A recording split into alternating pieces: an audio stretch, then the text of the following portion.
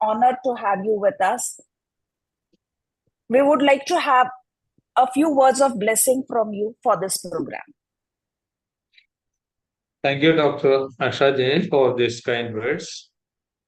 First of all, let me congratulate Dr. Asha Jain for organizing such a wonderful academic session, the 14th of which is going to be held today, along with so many other societies.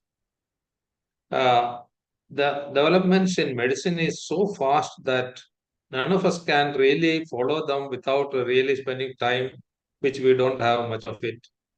And this sort of CMEs and webinars will help us to pick up many things during this 1 hour or 2 hours that we spend along with our colleagues, sort of a combined learning program. And our colleagues, the president and secretaries of all the participating societies are there. We got our guest of honor, Dr. Amla Devi, as well as Dr. Uh, Sarveshwari Nitwal. Welcome, madam, which is going to be a blessing with your presence, which we are all looking forward to be learning today. Twin pregnancies are more than double trouble. It is really very many things are there, and hopefully we are trying to cover a portion of it only. Actually, twin pregnancy, if you take, it will be a big chapter nowadays. It was not so earlier on when we were all students. Now the knowledge is so much that we know many of the problems which we can solve today, of course, with the help of the fetal medicine specialist.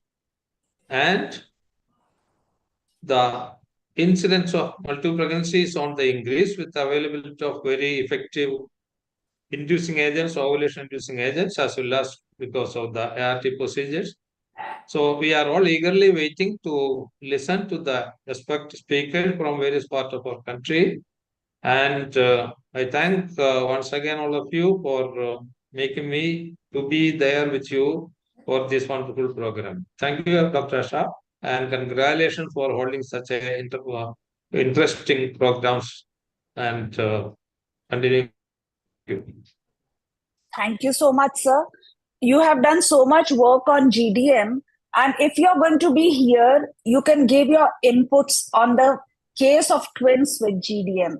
If you are here, if you stay back. Thank you, sir. Okay. Thank you so much. Thank you. Thank you. May I have the CV of Amla ma'am? Okay, Sarveshwari ma'am. So, welcome, Dr. Sarveshwari Nautiyal ma'am. She is, when you meet her physically, she's a small, happy, very, very, like a bird. But she is so very focused on conducting screening programs and awareness camps. She has been the Director of Medical Health Services, Government of Uttar Pradesh, Director, Senior Consultant and Colposcopist, RCC, TB Sapru Hospital, Allahabad, co-guide in MD, Superintendent in Chief at District Women's Hospital, Allahabad. There are so many accolades, but she is very focused on women's health, and also what I can say from personal experience is focused on the health of doctors as well. So she does a lot of early detection of breast cancer and cervical cancer camps, and also thyroid disorders camps. Welcome, ma'am. We would love to have your blessings. Thank you, Asha. Searchlight. This is a beautiful name of this webinar. I know we are going to search many things, many people over here who are going to speak on the twin condition of the twin pregnancy, which was a very difficult case in our time. I just want to, first of all, I just want to thank all the speakers, all the panelists, and our chief guest, Dr. Sekharan and Dr. Amla. I really want to thank you all because you all are going to give something from your knowledge to the people attending this webinar. Asha has arranged and choose such a subject which is very important. I can share one of my experience of twins. I was posted in Gorakhpur, youngest doctor, and every time my senior, whenever there is a twin pregnancy, one delivered, one is not delivered, and a virgin is needed, so they used to call me. At that time, we were not having any technology to help us other than our hands. We just palpated, we just do it. This is twin, and we used to come to know after many times. Everybody of you who are worked in that time, and especially Dr. Sekharan, you will agree with me, our hands were so expert to find out what is going to be there. So I was very happy I'm called by my seniors. Then I asked one of my senior, why do you call me, ma'am? You could have done it. You are so experienced. She said, तेरे हाथ बहुत पतले हैं. Your hands are very thin. You can easily bring out the leg from inside, and we all are having our hands with a heavy weight. But it is not true. They were very experienced. I learned from them. Same way today, everybody, all youngsters are going to speak, and we are going to learn many things from them.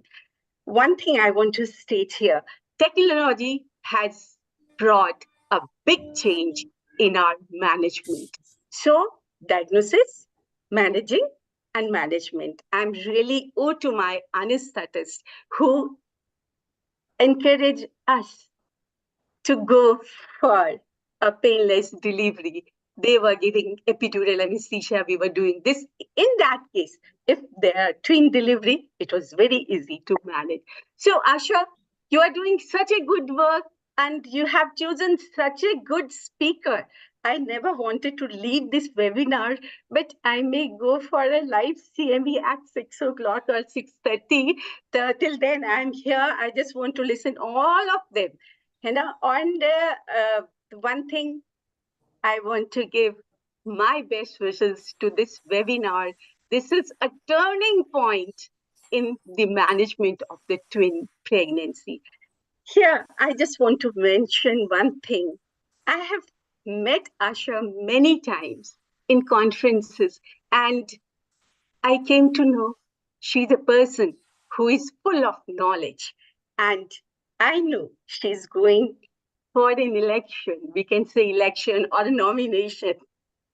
I can say, I'm 100% sure you will win. My all good wishes, all blessings from Devbhumi Uttarakhand are with you.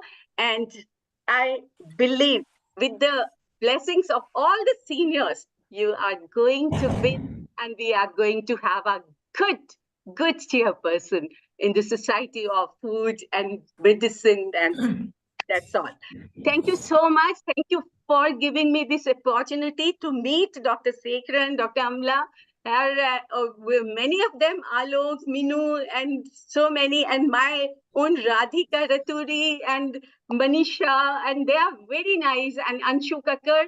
They are doing a lot in Dehradun. I just follow them. Thank you so much, Asha. Thank you. All the best. Thank you, madam. Thank you so much. Thank you. Mehul ji?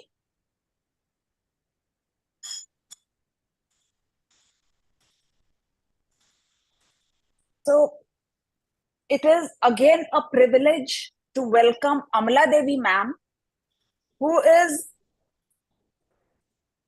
a very senior gynecologist.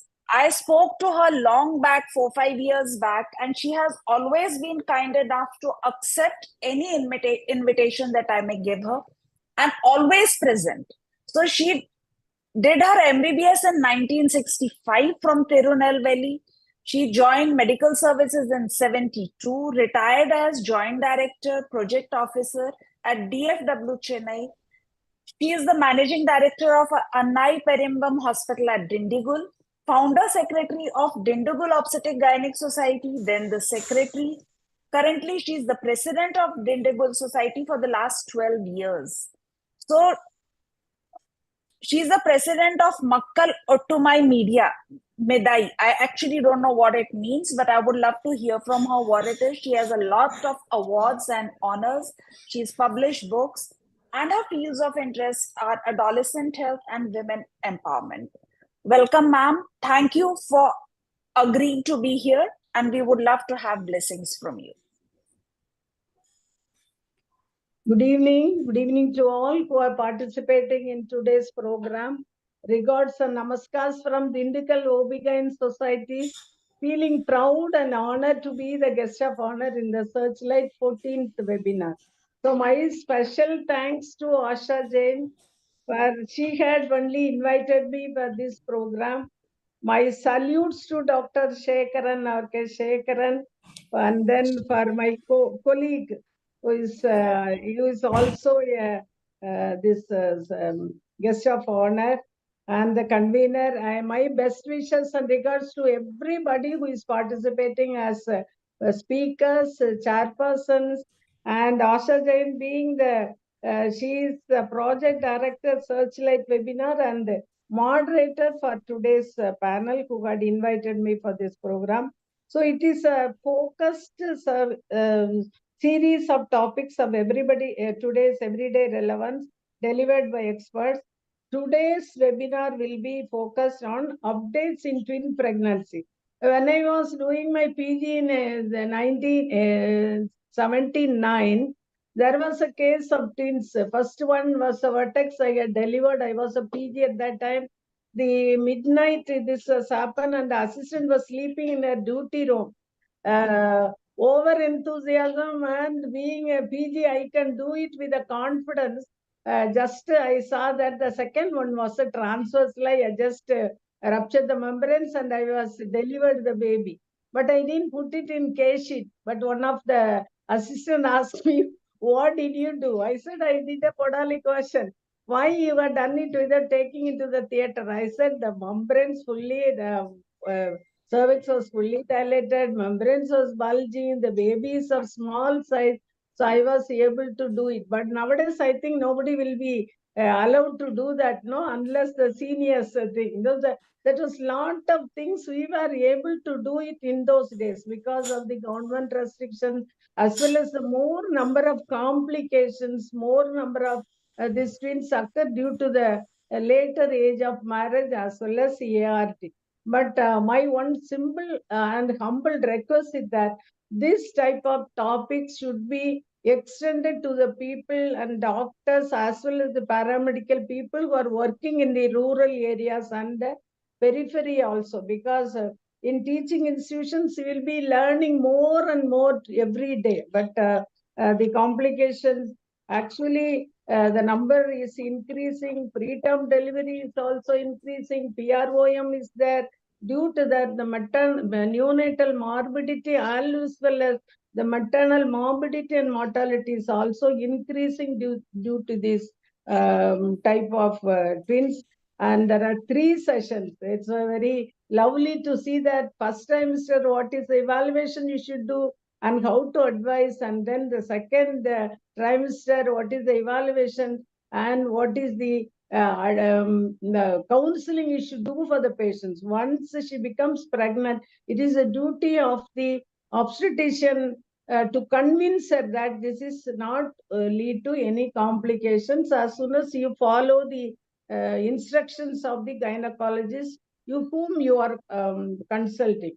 So all those things, you should become a counselor also nowadays, not only giving them medical care and all. So we can reduce the morbidity as well as mortality of the neonate as well as the mother. So this is a very, I think it is a very proud privilege to and then the third thing is the most session will be on dichorionic twins. That is the panel on the third trimester pregnancy delivery as well as what is the labor and delivery will be evaluation. And these topics are nicely chosen, well planned, and the speakers are of very high quality. Speakers are there. So we would love to hear it till the end. I will be there till the end to hear, because from the youngsters, I used to say, when I got any complications, even today, I will call one of my junior and ask her what is the latest trend in the management of this complication. And we would love to and hear from all those who are present here. And once again, my special thanks to Asha Jain, because calling from the law, this thing to the south end of this. So once again, I thank everyone who is present here to share their knowledge, because sharing of knowledge, dissemination of knowledge is a very vast thing and expected from all of the people. You contribute to the society by telling your experiences as well as about the discussions. So thank you once again to everybody. Thank you so much, ma'am. That was very, very, very kind of you. And having my chief guest and guests of honor here till the end, there can be nothing greater than that. Today in the panel, we have not kept experts, and you are welcome as experts to give your opinion anytime, because there are 8 different cases and they are all different diagnoses. So I hope you will enjoy it and your time will be well spent. I thank all the chief guests, Dr. Shekharan sir, the guests of honor, Sarveshwari ma'am and Amla Devi ma'am, for this inaugural address. And with this, we will proceed to the scientific session. Request, Sujaya, would you please introduce our Yes. chairpersons? Mr. Mehul, can you please share the slides? Yeah, go ahead. The chairperson for the first talk, we have Dr. Manisha Singh, who is the president of Dehradun Obstetrics and Gynecological Society. Welcome, ma'am, to today's session. Next, we have Dr. Saida Rizvi, ma'am, who is the president of the OB-GYN Society of Faizabad, Ayodhya. She is the senior most practicing gynecologist of Faizabad. She has worked in PMS services as a senior gynecologist, superintendent, and madam has also been she's the present director of Pulse Hospital.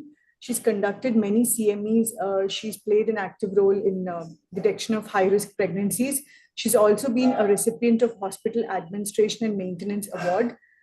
She has received Family Planning Award, IMA Award. She's implemented a lot of programs. She's also actively taken part in Pulse Polio programs too. She's at present the president of the Faizabad chapter, and her field of interest is infertility. Ma'am, it's a great honor to have you with us today. Welcome to today's session, ma'am. Last but not the least, we have Dr. Jatinder Kaur, ma'am, who is the president of Faridakot Obstetrics and Gynecological Society. She's a senior consultant at Just Hospital, Nangal. So welcome to today's session, ma'am. I request Dr. Saida, ma'am, to please introduce the speaker, Dr. Meenu Batra. Dr. Saida, ma'am? No.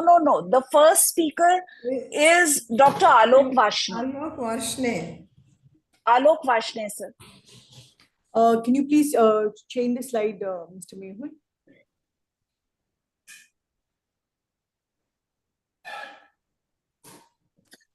Actually, speaker slide. Dr. Pranay Fukan was supposed to be the chairperson in this session. He's we here. don't have the other two. Yeah, sir is here. I think there's been a little Dr. confusion. Vashne sir's CV, please. Dr. Vashne sir's CV. Yeah. Dr. Pranay Fukan sir is the professor and HOD at Tinsukia Medical College, Assam. President of ISOPAP Dibrugarh since 2023. And he's trained in Boston, USA in infertility. He's kind enough to join most of our programs whenever he's called. Welcome, Pranay Fukan sir.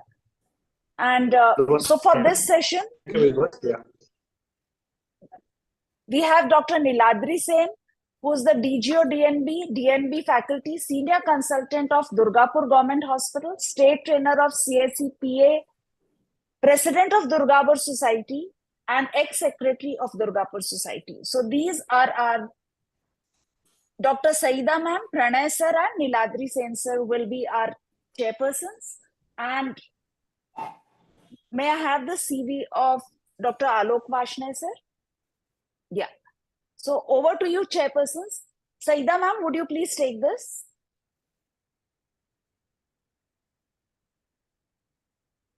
Ma'am, you are muted. You are muted.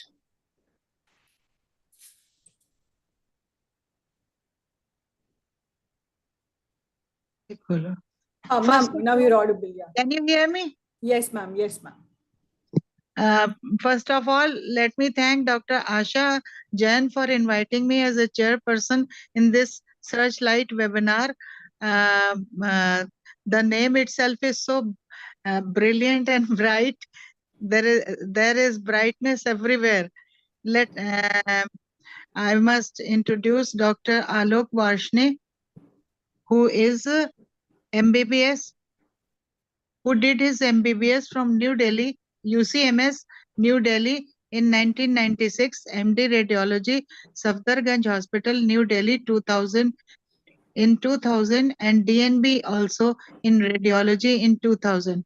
He is a joint secretary, Delhi State Chapter of Society of Fetal Medicines. He is editor of Newsteller, the Delhi State Chapter, production editor, and Journal of Fetal Medicine. He is a member of SFM National Executive, SFM Executive Academic Council in ultrasound practice for more than 20 years. Has keen interest in embryonic and fetal dysmorphology, Doppler imaging, and fetal echocardiography. He has presented so many papers and delivered lectures at various international and national and regional conferences. He is author. He has authored so many chapters in various textbooks of radiology and fetal medicine, and he is a co-editor, Handbook of Fetal Cardiac Anomalies, SCF, SFM Karnataka, and he was awarded first prize for the poster Crossed Pulmonary Arteries at SFM International Virtual Conference in 2020. Dear friends, we want to have few drops from the knowledge, ocean of the knowledge of Dr. Varshne. To Dr. Varshne, over to Dr. Varshne, please. Thank you so much for your kind words of introduction, Saida ma'am. And it's a privilege to be a part of this August gathering. And let me just share my screen. And I hope you can see the slides. Yes, sir. All right. So, and thanks, Dr. Asha, for inviting me to present this talk on twin pregnancy, the first trimester evaluation and advice. And we know these pictures, they look beautiful, they look very cute, the babies, but they are after they're born. So when they're inside the uterus, we are all the time worried because twin pregnancy, it is quite risky, as we know. There's a lot of complications which can occur during a twin pregnancy.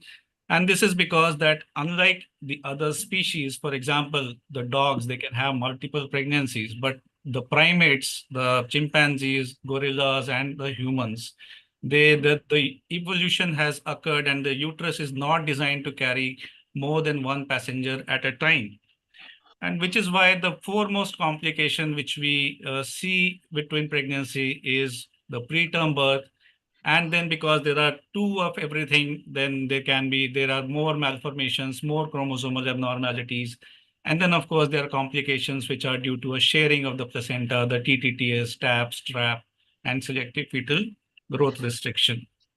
So coming to the first trimester ultrasound, patient may present at any gestational age for a scan.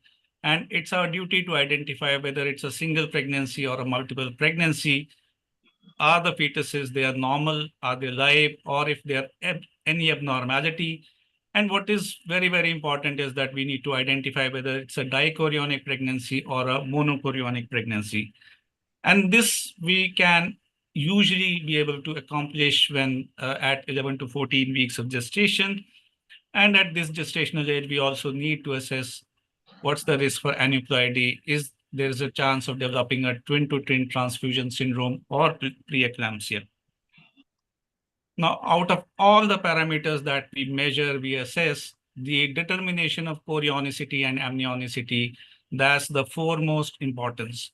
And that is because there is a marked difference in the stillbirth rate, in the perinatal morbidity for monochorionic twins compared to singleton as well as with dichorionic twin pregnancy. So monochorionic twin pregnancy usually will have a 3 to 5 times higher stillbirth rate compared to a dichorionic twin pregnancy. So it is very important that right from the beginning, we need to identify whether this pregnancy is dichorionic or a monochorionic, whether the fetuses, they are sharing the placenta or they are not sharing, they have a separate placenta. And this is also important not only for risk assessment of perinatal morbidity and mortality, but this is going to touch every aspect of perinatal care when we are dealing with twins. So if we want to assess the genetic and structural malformation in a fetus, or if we want to offer invasive testing, we need to know the chorionicity and amnionicity.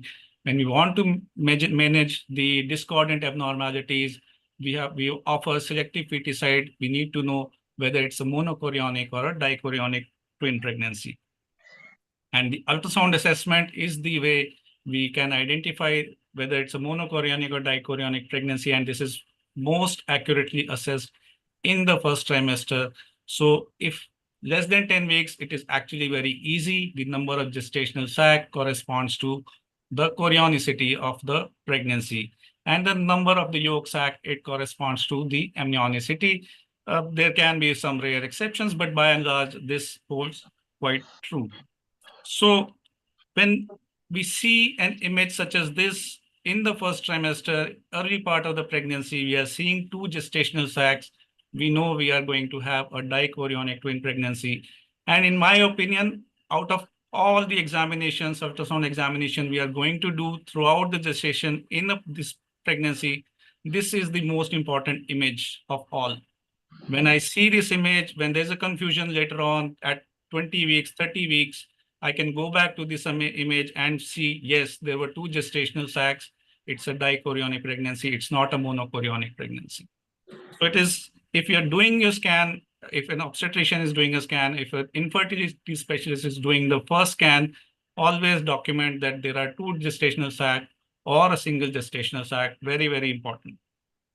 And of course, then as the pregnancy progresses, we will see 2 fetuses in their 2 gestational sacs.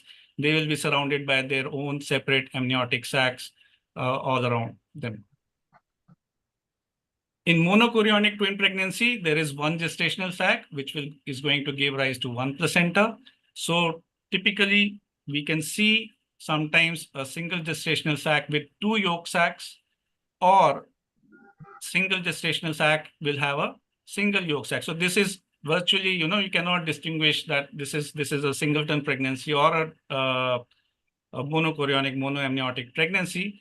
But the chances of a monochorionic monoamniotic pregnancy, they are anyways quite very, very, very low.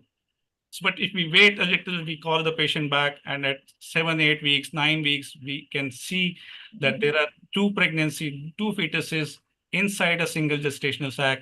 Here also we see there are 2 embryos inside a single gestational sac. But here the difference is that these fetuses, these are enclosed in their own separate amniotic cavities, whereas here the same amniotic sac is harboring the 2 embryos inside. So this is a typical monochorionic diamniotic twin pregnancy, and this is a typical monochorionic monoamniotic twin pregnancy. Now, according to guidelines, the best time for assessment is at 11 to 14 weeks of gestation. And if we see 2 placentas, we know that these are going to be dichorionic twins. There can be minor exceptions.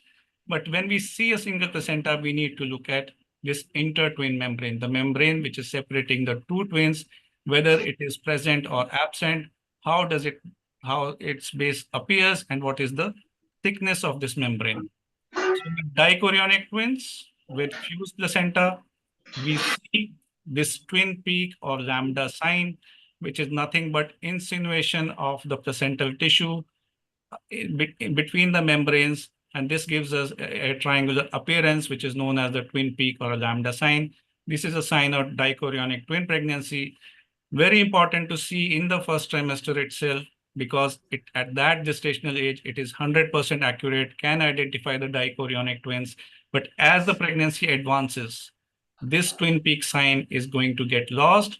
And later on at 20 weeks or later on, we are not going to see these sign in many of the pregnancies, and then we'll be confused whether it's a monochorionic pregnancy or a dichorionic pregnancy. And the intertwin membrane is generally more than, the thickness is more than 2 millimeters in dichorionic pregnancies. In monochorionic pregnancy, we see the insertion of the membrane directly onto the placenta. There is no lambda sign here. There's no triangular projection of the placenta at the base. And it appears like a T. So this is known as the T sign. This is a sign of monochorionic diamniotic twin pregnancy. And the intertwin membrane is very, very thin. The thickness is less than 2 millimeters. And then we can have monoamniotic twins. So in monoamniotic twins, we are not able to identify the intertwin at all. So what we need to do is we need to do a transvaginal ultrasound. In these cases, we need to make sure that there is no intertwin membrane. And when we find the fetal parts, they are intertwined and we see entangled umbilical cords, then of course we are going to diagnose that these are monoamniotic twins. These are not dichorionic or a monochorionic diamniotic twin pregnancy. So these are monoamniotic twins. Now coming to dating of twin pregnancy. So again, the best period to date them is from 11 to 13 weeks, 6 days at the time of the NT scan when the CRL is 45 millimeters to 84 millimeters. The important thing to note is that whenever there's a discrepancy between the crown rump length of the two fetuses, we need to use the larger of the two CRLs for dating, because if we use the smaller of the CRL for dating, then we may think that the smaller fetus is the normal fetus and the other fetus is growing maybe a bit too much. But in actuality, it is the smaller fetus that is predisposed to a fetal growth restriction. So we need to always see the larger CRL as the one which for dating. And when there's an IVF conception, then of course we can use the embryonic age from the fertilization, and that can give us the correct period of date. Structural abnormality is very, very important in twin pregnancies, and especially in monochorionic twin pregnancies, the incidence of abnormalities is 2 to 3 times higher. And we see a lot of CNS, cardiac abnormalities, GI defects, facial clefts, and clubfoot. Discordant anomalies are the anomalies that affect only one of the twins. And this incidence is also very, very high in monochorionic twin pregnancy. So the upshot is that we need to check both the fetuses very, very diligently for major abnormalities at 11 to 14 weeks of gestation. Very important at 11 to 14 weeks of gestation, because if we wait for the anomaly scan in the second trimester, sometimes these patients, they are obese. Sometimes we are not able to assess these abnormalities so well as we can do in the first trimester preferably by using a transvaginal sonography. And these are some of the abnormalities which are always detectable in the first trimester. So anencephaly, inencephaly, lobar holoprosencephaly or body stalk abnormality, a large omphalocele gastroschisis, megacystis, and limb reduction defects. These are abnormalities which we must be able to identify in the first trimester itself. And then sometimes we can also identify other abnormalities such as a cleft lip palate or an open neural tube defect, as we can see here, a single umbilical artery. This is a case of a twin pregnancy showing polydactyly at 11 weeks of gestation. Why polydactyly is important in this case? Because this case, the patient, they wanted to have a selective termination of one of the twins. And of course, when a polydactyly was discovered in one twin, this twin was the one which was reduced. And then there can be complex congenital malformations of the heart. So this is a case of hypoplastic left heart syndrome. We are seeing the left heart is very, very small. It is not showing any color flow inside. And there is a reversal of flow in the aortic arch. A case like this can be very, very easy to miss in the first trimester. So this is at 12 weeks, 6 days. One of the fetus, it is showing a small and bent femur, whereas the other fetus has a normal femur. So it is very important that we need to assess every fetal part very diligently in the first trimester at the time of anti-scan for looking for congenital malformations. Now, aneuploidy screening in twins, it's a little bit complicated. Like in singleton pregnancy, the test of choice for aneuploidy screening is the combined test, which is the double marker test with in combined with the nuchal translucency. But the type of twinning it influences how we are going to calculate risk. So if there are dichorionic twins, we can calculate the risk per fetus. So each fetus can have its own individual risks. So if the NT is higher, the risk is also going to be high. If the NT is low, the risk is also going to be low. Whereas in monochorionic twin pregnancy, the risk is calculated for the pregnancy as a whole and as entirety. So what we need to do is we need to combine the NTs of both the twins and then take an average and use that for calculation of the risk in monochorionic twin pregnancy. So sometimes that this overall risk, this is going to reduce even if one of the twin is having a high NT. Now, fortunately, the combined test performs similarly as in a singleton pregnancy. It's just a minor variation, but by and large, we can do combined test in the first trimester in twins as well. But there are some conditions in which the combined test is not recommended, and major one of this is the vanished twin with a measurable fetal pole. So we see one twin and we see another twin which is dead, and we are seeing the measurable fetal pole. In such a scenario, we are not going to offer the combined test. We are going to calculate the risk by using maternal age and NT, because when we are seeing this fetal pole here, this is going to skew the measurements of beta HCG and PAPA, and we are not going to get a proper risk calculation. Now coming to NIPT, yes, we know it is a better test than a combined test because it has a very high detection rate and a very low false positive rate. But it can be applied in twin pregnancies very, very easily. But we need to know that the detection rate of NIPT for trisomy 21 is slightly lower for twins than in the singleton pregnancy, and the data is very, very limited. But in general, there is going to be some cases in which the trisomy 21 may get missed on NIPT in twin pregnancy. And again, NIPT, it should not be performed whenever there's a visible pool of a demised twin, because the DNA from the demised twin, that is also going to skew the measurements.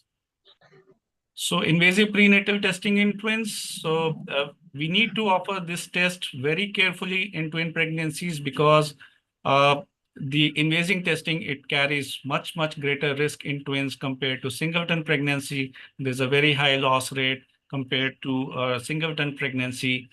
And as a general rule, we want to do CVS in dichorionic twin pregnancy because we need to make diagnosis of abnormalities of aneuploidy genetic syndromes as early as possible so that we can offer earlier selective termination of pregnancy.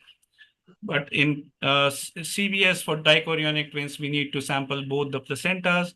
And in monochorionic twin pregnancy, we generally perform amniocentesis because if we do a CBS from the common placenta of a monochorionic twin pregnancy, we can miss discordant chromosomal abnormalities of a monochorionic twin pair.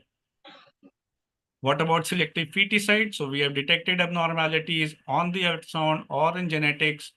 Then for a dichorionic twin pregnancy, it's pretty straightforward. We can do an ultrasound-guided intracardiac or umbilical vein injection of KCl or lignocaine. And this should be preferably done in the first trimester itself, because if we wait till the second trimester, there's a higher risk of miscarriage and preterm birth. But for monochorionic twin pregnancy, we cannot do this injection of potassium chloride, because when the one baby is going to die, the other baby is also going to suffer. So for monochorionic twin pregnancy, we prefer cord occlusion or intrafetal laser ablation or radiofrequency ablation. But these are things which are done only in the second trimester and not in the first trimester. Now, preeclampsia screening. So we are very, very comfortable doing preeclampsia screening in singleton pregnancies at the time of NT-scan. But in singleton pregnancies, the risk factors, they are very, very well established. The prediction model works very well. And we have the intervention. We can start the low dose aspirin, and we know that this reduces the rate of preeclampsia by 62%. But in twin pregnancy, first of all, the twin pregnancy itself is a very, very important risk factor for preeclampsia. And almost 10% of the twin pregnancies, they are going to develop preeclampsia, but the risk factors, they are not well established. And the benefit of aspirin for prevention in preeclampsia is not very clear in twin pregnancy.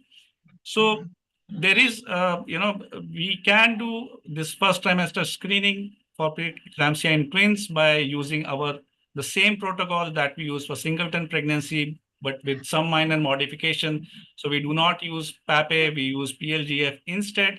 But even after using such a risk calculation, this prediction model, it underperforms and there is a high false positive rate. So more or less at the time of NT-scan, this preeclampsia risk screening, it is not very helpful in case of twins. And similarly, the biggest problem with twins is preterm delivery, but first trimester assessment of cervical length, that is not going to be very helpful for risk calculation of the preterm birth. This cervical length measurement, it has to be done only in the second trimester.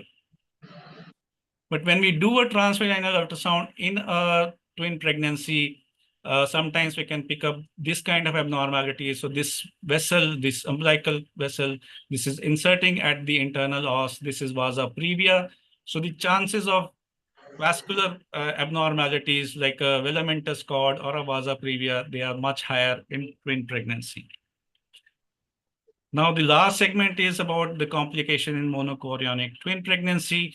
The most dreaded complication is the twin-to-twin transfusion syndrome, which affects Excuse me, mostly. sir. Alok, sir. Yes, ma'am. Monochorionic, we are going to take in the next webinar. Monochorionic, next? In the next webinar. So Okay. I was just requesting you to give a very brief outline and then to tell what to advise the patient. All right. So basically, this is all is left. See, the topic which I was given was twin pregnancy. It did not mention dichorionic actually. Anyways, first trimester, sir, that's fine. Yeah. So these are basically markers for the first trimester monochorionic twin pregnancy abnormalities. So anyways, doesn't matter. So we know that the twin pregnancy, it is going to be a high risk. Le lijye, go back and take it. As you wish, ma'am. Yeah. So in twin-to-twin transfusion syndrome, we do not have, there are some signs which we can use for prediction of TTTS. So if we find increased NT in one of the twins, or abnormal flow in the ductus venosus, or CRL discordance, or amniotic fluid discordance, this may be an indicative of TTTS, which is going to develop later on. And anyways, these fetuses, they will require surveillance from 16 weeks onwards. Twin reversed arterial perfusion, it is possible to detect many such cases in the first trimester itself. We see a malformed fetus, which is drawing its blood supply from the healthy fetus, and this is putting the healthy fetus at risk. So we can identify this very, very early. So whenever we see even a seemingly dead embryo with a twin pregnancy, it is very, very important that we put on the color Doppler and we find out that it does not have any vascularity inside. Because if we are seeing a vascularity, That means there's a twin reversed arterial perfusion in these cases. Cord entanglement, very, very common. It is universal in monochorionic, monoamniotic twin pregnancy. It is not associated with complications of fetal death. So we should not be unduly alarming such patients when the report reads there's an entanglement of the umbilical cord. Then conjoined twins, complication of a monochorionic, monoamniotic twin pregnancy. We should be able to identify these fetuses at 11 to 14 weeks of gestation.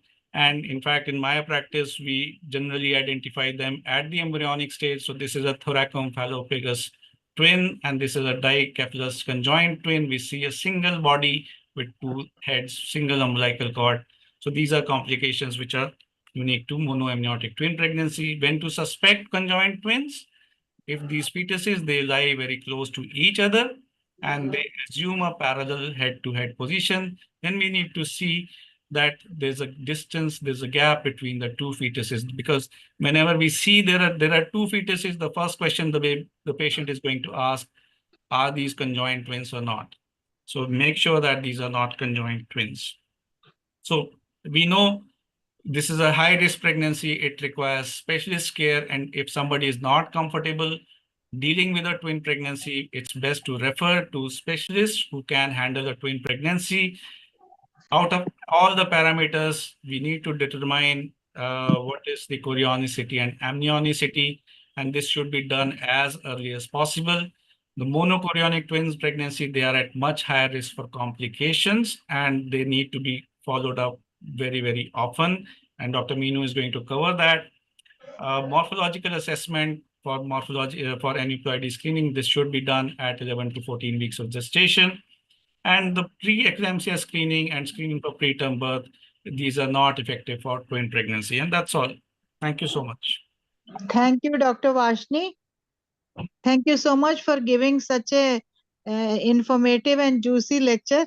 In such a short span of time, you have covered all the things and you have showed the figures also.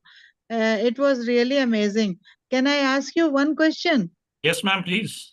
At what stage we can detect anencephaly in a twin? So at the time of 11 to 14 weeks, it is very easy to detect anencephaly. But all the anomalies.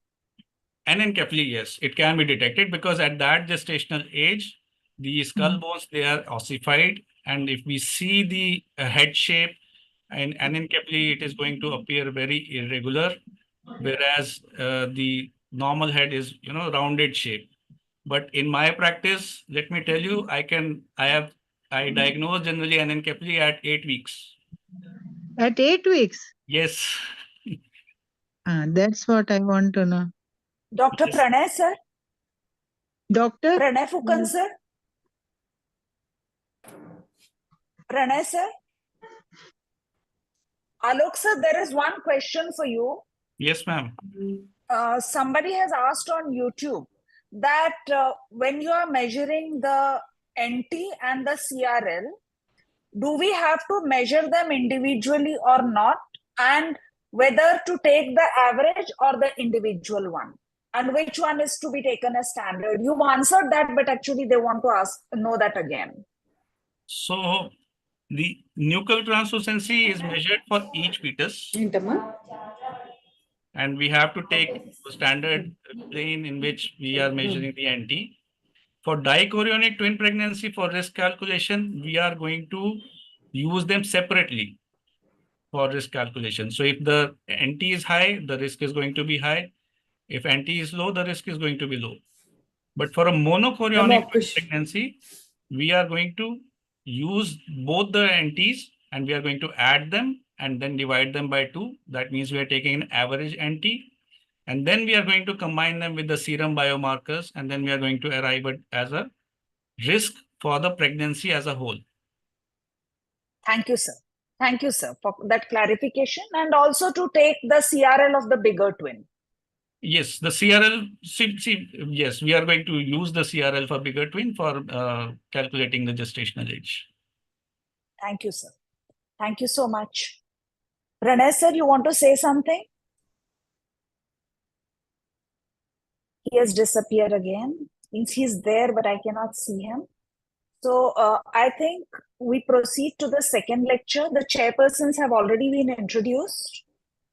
So I We would haven't introduced request Dr. Gayatri Singh, ma'am. ma'am. Yeah, we haven't introduced Dr. Gayatri Singh. Yeah.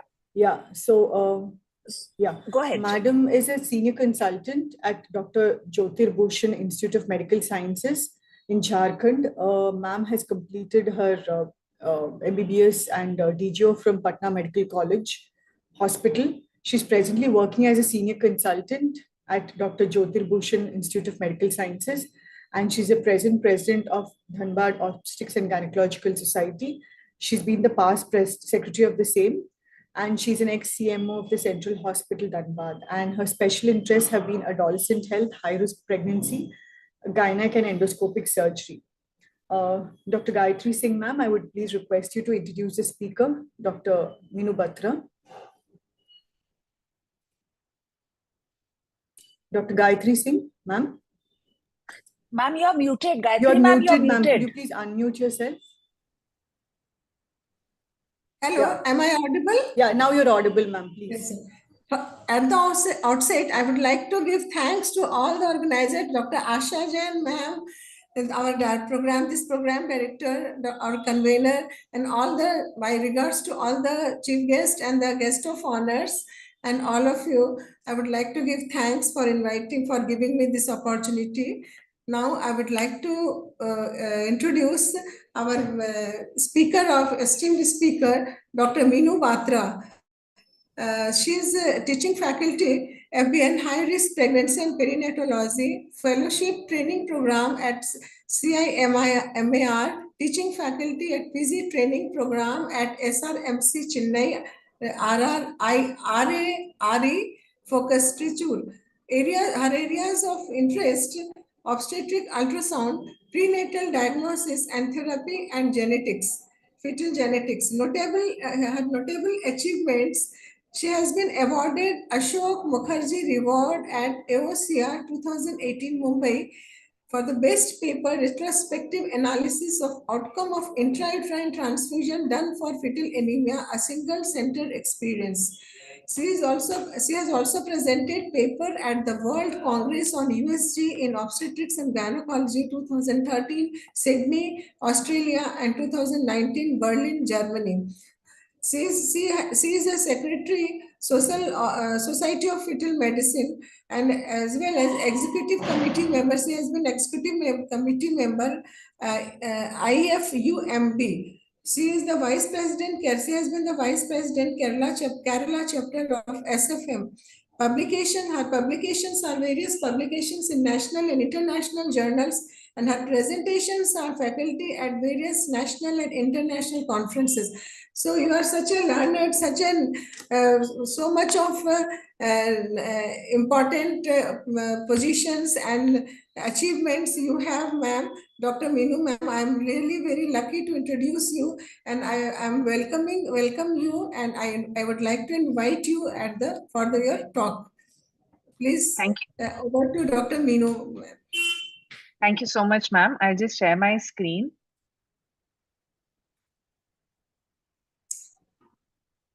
Hello.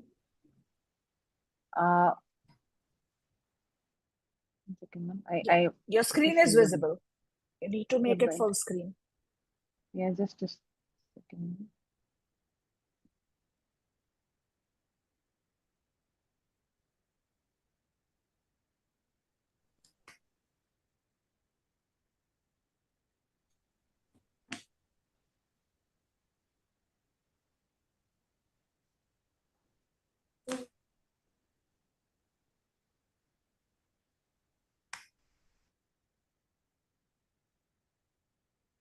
Yeah, is my screen visible, a slideshow?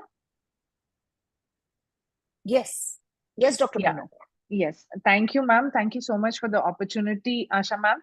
And I think at the start of my talk, like Dr. Alok, I will have to say a disclaimer that I also have prepared the talk as a brief outline of what you are gonna see or how do you monitor complications both in dichorionic and monochorionic.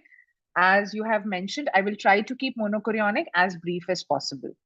So starting with the presentation today, as Shekharan sir rightly pointed in his uh, speech, that today, yes, twins are on the rise because we have mothers who are getting pregnant at an advanced maternal age.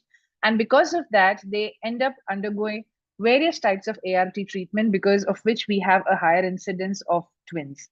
And as Alok rightly mentioned, it is a sign of happiness for the parents when they come to know that they are carrying a twin pregnancy. But as a clinician or as an imaging specialist, it is a nightmare for all of us, because we know that these are high risk pregnancies, different from your normal singleton pregnancies, and need to be given those extra care. So in the next 20 minutes or so, what I am going to do is chart out a basic outline, because I understand that this webinar is primarily being attended by clinicians who are general practitioners. And we know that twins need to be attended separately, which has been rightly done today by Asha ma'am, because there is a prenatal burden that is involved, especially of prematurity.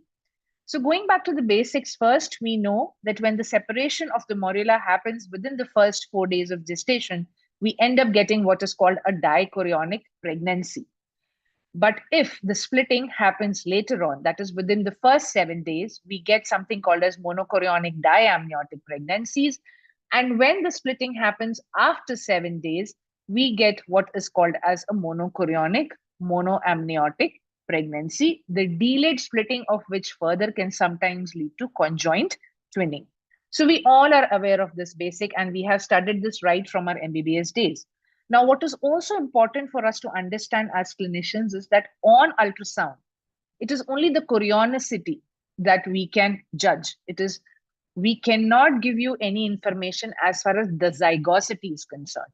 So why I'm saying this is because we have to understand that even when you see a dichorionic pregnancy on scan, around 30% of them can be monozygotic. However, most of the times when you see a dichorionic, it is a dizygotic pregnancy essentially. Now, of course, when you see a monochorionic pregnancy, you will see a single placenta with 2 separate amniotic sacs. And when you have a monochorionic monoamniotic pregnancy, as Alok rightly mentioned, you will have 2 pregnancies within the single sac without any intervening membrane, and you also see a single placenta. So as was mentioned by him, there are 2 important things that you're trying to do. You're trying to look at the chorionicity and the screening. In fact, chorionicity is the foundation which is going to decide as to how, as clinicians, you are going to follow up these pregnancies. The most important message that we should probably be taking from this session today is that we should defer using the term, or as a clinician, if you get a report which tells you twin gestation corresponding to so and so weeks, that report actually goes into the waste bin. Because unless and until you do not have the chorionicity mentioned on the report, you will not know as clinician how frequently I need to call my patients back for an ultrasound and other clinical follow-ups. So chorionicity is the most important thing that you need to know. And it is also important to know that because we know that in monochorionic pregnancies, you have vascular anastomosis, you have sharing, and the imbalance between this vascular anastomosis can sometimes lead to increased incidence of complications in monochorionic pregnancies as compared to dichorionic pregnancies. So as in the first trimester, as mentioned, you will see the lambda sign and you know that this is the dichorionic pregnancy. And when you see the T sign at the interface of the membrane and the placenta, we know that this is a monochorionic pregnancy. Now, this sign is very beautifully seen when you do your 11 to 14 week scan. But as the gestational age progresses, that is, as and when you go into the second trimester, now, even though today we do talk about picking up abnormalities early, doing scans early, you still have instances where the patient lands up to you for the first time with a twin pregnancy and you send her for a scan. So now the dilemma that comes up is, how do you assess the chorionicity of this pregnancy in the second trimester?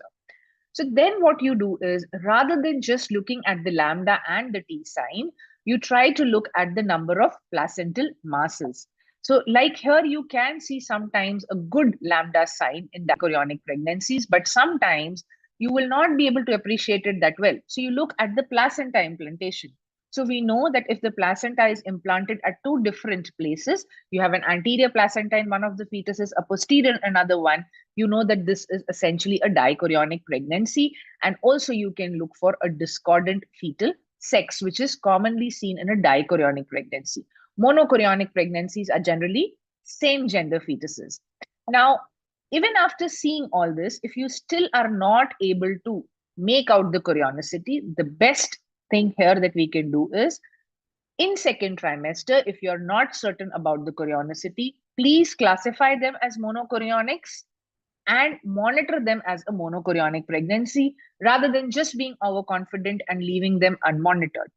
The second important thing that you have to know is labeling of twins. Now, most of the times what happens is the patient will get scanned from an A center at 12 weeks and lands up at a B center for 16 weeks and goes to the third center at 20 weeks. So what happens is what was fetus A for the person who did the scan first probably becomes fetus B for the person who scans second. And the third time she goes, again, the fetus B becomes fetus A.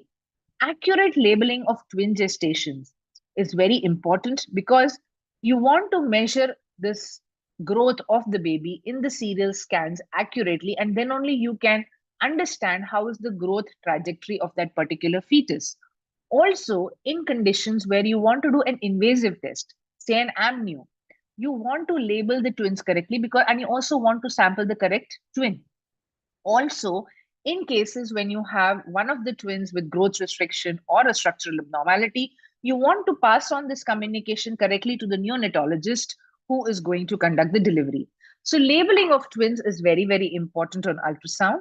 And usually what we do is we hold the transducer longitudinally, and depending on the orientation of the membrane, the fetus that is closer to the membrane, the cervix is what is labeled as fetus A, and the fetus away is what is labeled as fetus B. So now, as far as the routine monitoring of twins is concerned, when it comes to uncomplicated dichorionic twins, you need to see them once every month. And when it comes to uncomplicated monochorionic twins, you have to see them once every 2 weeks.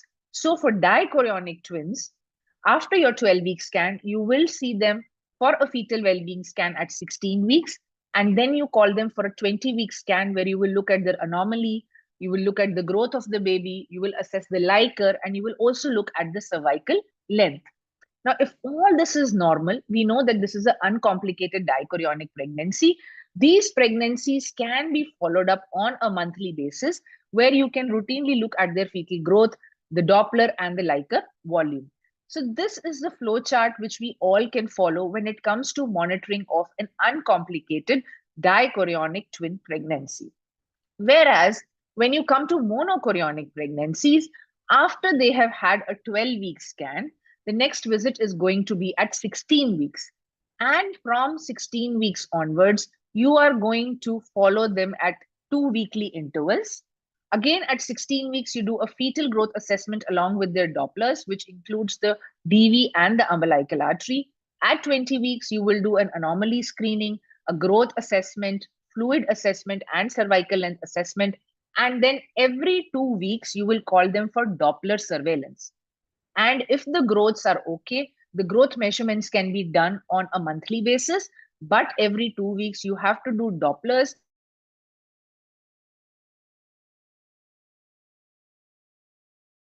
Uncomplicated pregnancies where a monthly follow-up is enough. In monochorionic pregnancies, essentially throughout the pregnancies, they are going to be under a fortnightly surveillance. Now, in your anomaly screening scan, just as how we do for singletons, we are going to perform it between 19 to 22 weeks. Now, it is very important that as clinicians, when you're sending your patient for the scan, you have to counsel them that the anomaly scan is going to take at least 45 minutes. For the imaging specialist to complete the scan, it will take at least 45 minutes, considering the fact that both of the babies have been nice enough to us to change their positions and show each and every structure. We definitely understand that the risk of anomalies is higher in twins as compared to singletons. Especially in monochorionic twins, there is an increased incidence of abnormalities related to the brain and the heart. Now, what do you do? The when you have an abnormality that is picked up in the second trimester. We do talk about, again, I would repeat, we do talk about early detection of structural abnormalities, but still it is very common that you pick up abnormality in one of the twins. Now, in dichorionic twins, you would end up picking up a structural abnormality in one of the twins. And we know that the chance that the other twin may also get affected is very less, because in dichorionic twins, it is two different embryos which have actually got implanted. So it is basically two different people living in their two separate 1 BHK flats. But in monochorionic, what happens is we know that there is splitting of the embryo into two. So there are two people who are sharing the same flat, the same environment, the same genetic potential. So essentially, monochorionic twins will have the same genetic makeup, and usually structural abnormalities will also affect them in the same way. But there is exception to this. Sometimes you can have something called as heterokaryotypic twins and anomalies that are related to when the process of splitting happens, such as the anterior abdominal wall defects or abnormalities related to the heart, can sometimes affect only one twin in a monochorionic pregnancy. So when you have an anomaly detected, you have two options. First option is you manage them routinely, and second option is that of selective termination. So I will give you two different scenarios here. This was a patient, dichorionic diamniotic pregnancy. I have marked the lambda sign in red. And you can see I have shown one fetus here where you can see both the heart and the stomach are seen at the same plane, which means both of them are seen in the thorax. So one of the fetus was having a congenital diaphragmatic hernia. This was detected at 25 weeks of gestation and was continued as such. The other baby, because the amount of lung was compromised, did not survive, and she delivered after birth, the other baby died, and she continued with the single baby. But there was another second case where one of the baby had anencephaly in a dichorionic diamniotic gestation. As you can see in this case, this was detected at 18 weeks. Now, in this patient, what we did was a selective fetal reduction by injecting potassium chloride. Now, somebody would have a question here that a second trimester reduction, A, has got a higher loss rate. B, why was it done for anencephaly when it is a lethal anomaly? We all know that anencephalic fetuses are not going to survive anyways. So why am I putting my patient, or why should I put my patient through this risk of selective fetal reduction? Now, we all need to understand here is that even though anencephaly is a lethal abnormality, what happens is the swallowing center is absent in these fetuses. So eventually, these fetuses will develop polyhydramnios, which poses a threat of preterm labor to the normal fetus as well. So in these kind of scenarios, where even though the anomaly is lethal, but it poses a threat to the normal twin also, selective fetal reduction can be offered.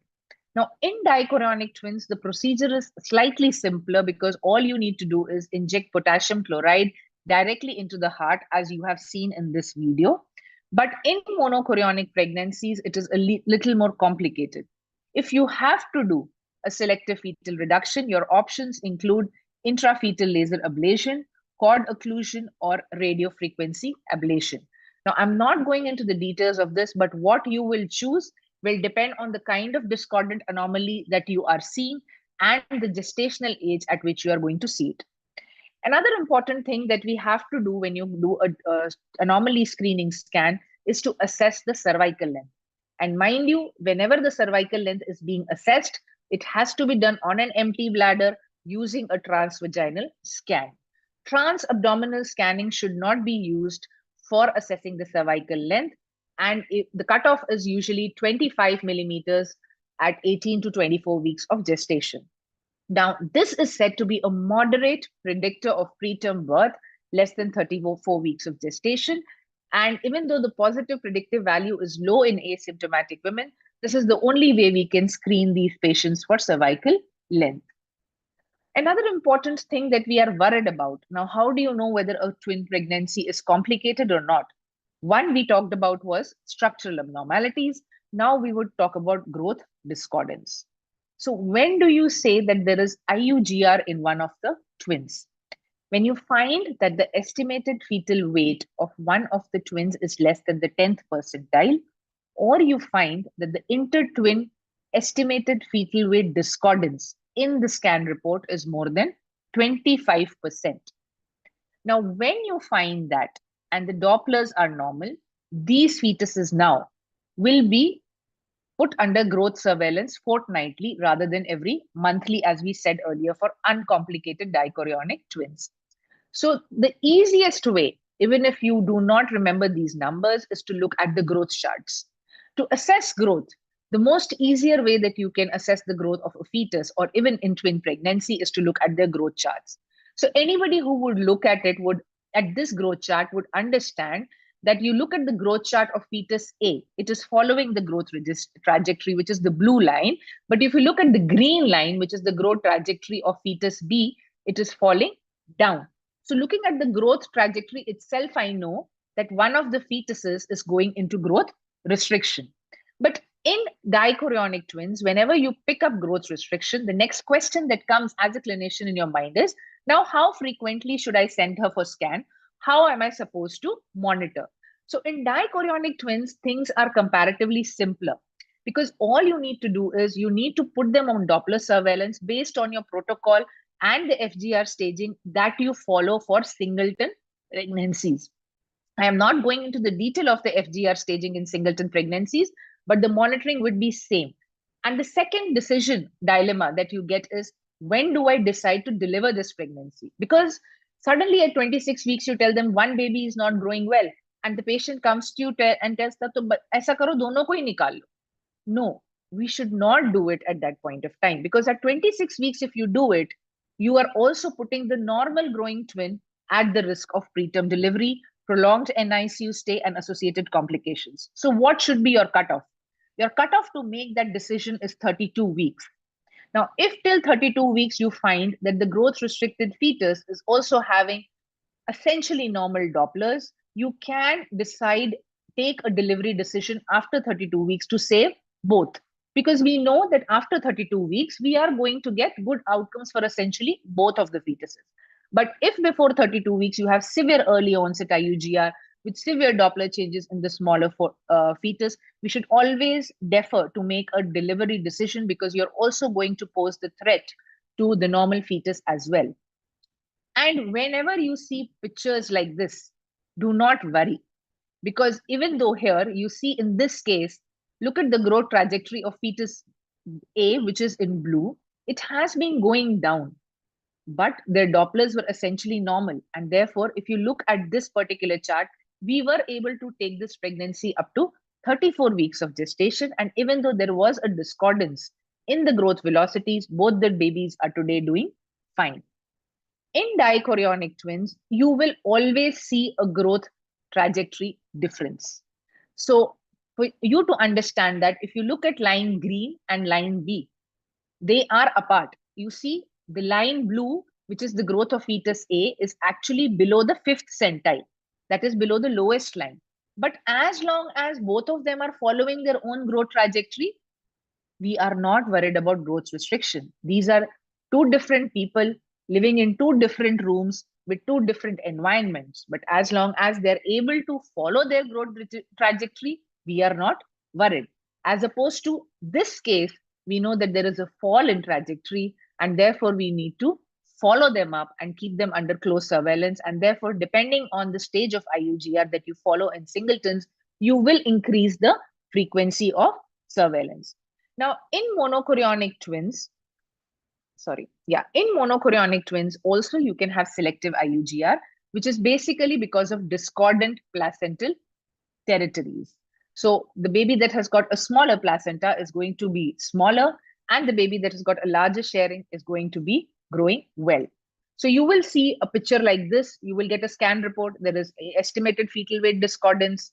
And then you start thinking whether this growth restriction in one twin is TTTS or it is selective IUGR. So the most important point that you look there is the Leica discordance. In TTTS, you will always have a polyoligous sequence along with growth restriction, whereas in selective IUGR, you will have growth restriction with normal Leica and reduced Leica. There will be no poly. And selective IUGR, depending on the umbilical artery change, is classified into 3 different types. And depending on the type, you will decide on the surveillance, which I will not be discussing today. Now, the options, sometimes when you have selective IUGR, your choices are you can either do an expectant management, just follow them up, or you might have to offer them intervention in the form of cord occlusion on laser. Now, the choice of that will depend on the severity. So if you find that the selective IUGR is really severe, has happened very early, that is less than 24 weeks, the discordance is too much, less than 35%, more than 35%, and you have severe Doppler changes. So there you can discuss these options of fetal interventions with the patient and take a call as per the patient's decision. Now, briefly talking about, I would just touch upon these complications of monochorionic in the second trimester. We talk about twin-to-twin transfusion syndrome, TAPS, and selective IUGR, which I have already discussed. Now, in twin-to-twin transfusion, what you would see is, so as a clinician, basically in monochorionic twins, one thing that we can remember, we raise the alarm bell if you find three things. You find in the report that there is a discordance in the LICA. That is, you see polyoligo. You raise the alarm bell if you find a discordance in their AC. That is, the estimated fetal weight discordance is more than 25%. Or if you find that one of the fetuses is having a velamentous cord insertion. So then you have to, again, increase the frequency of surveillance because you want to rule out complications like twin-to-twin transfusion syndromes, which can happen in 10 to 15% of monochorionic pregnancies. So the first alarm bell is raised when you see polyhydramnios in the recipient, when you have a deep vertical pocket of more than 8 at less than 20 weeks, and more than 10 centimeter at more than 20 weeks. And you see oligohydramnios, that is stuck twin. So your scan will show a picture like this. You see the intertwin membrane? No. But what you see is head of one fetus, and you see the other fetus technically floating inside a lot of fluid. Now, if you try to look in detail, you would be able to see the membrane. And then when you look at the Dopplers, you sometimes found Doppler changes as well. And if you see Doppler changes, we know that this is stage 3. Sometimes they come to you as late as in stage 4, where you can see that in the recipient fetuses, you can also have high drops. So depending on your Quintero staging, it can be classified. But what we need to understand is once you have detected TTTS, you need to refer them to a fetal medicine center because they are the ones who are going to decide when a fetoscopic laser coagulation is required. Because if that is not done, there is 100% mortality with cases of TTTS. Now, the next complication, the third complication that you're worried in the second trimester is a single IUFT of one of the twins.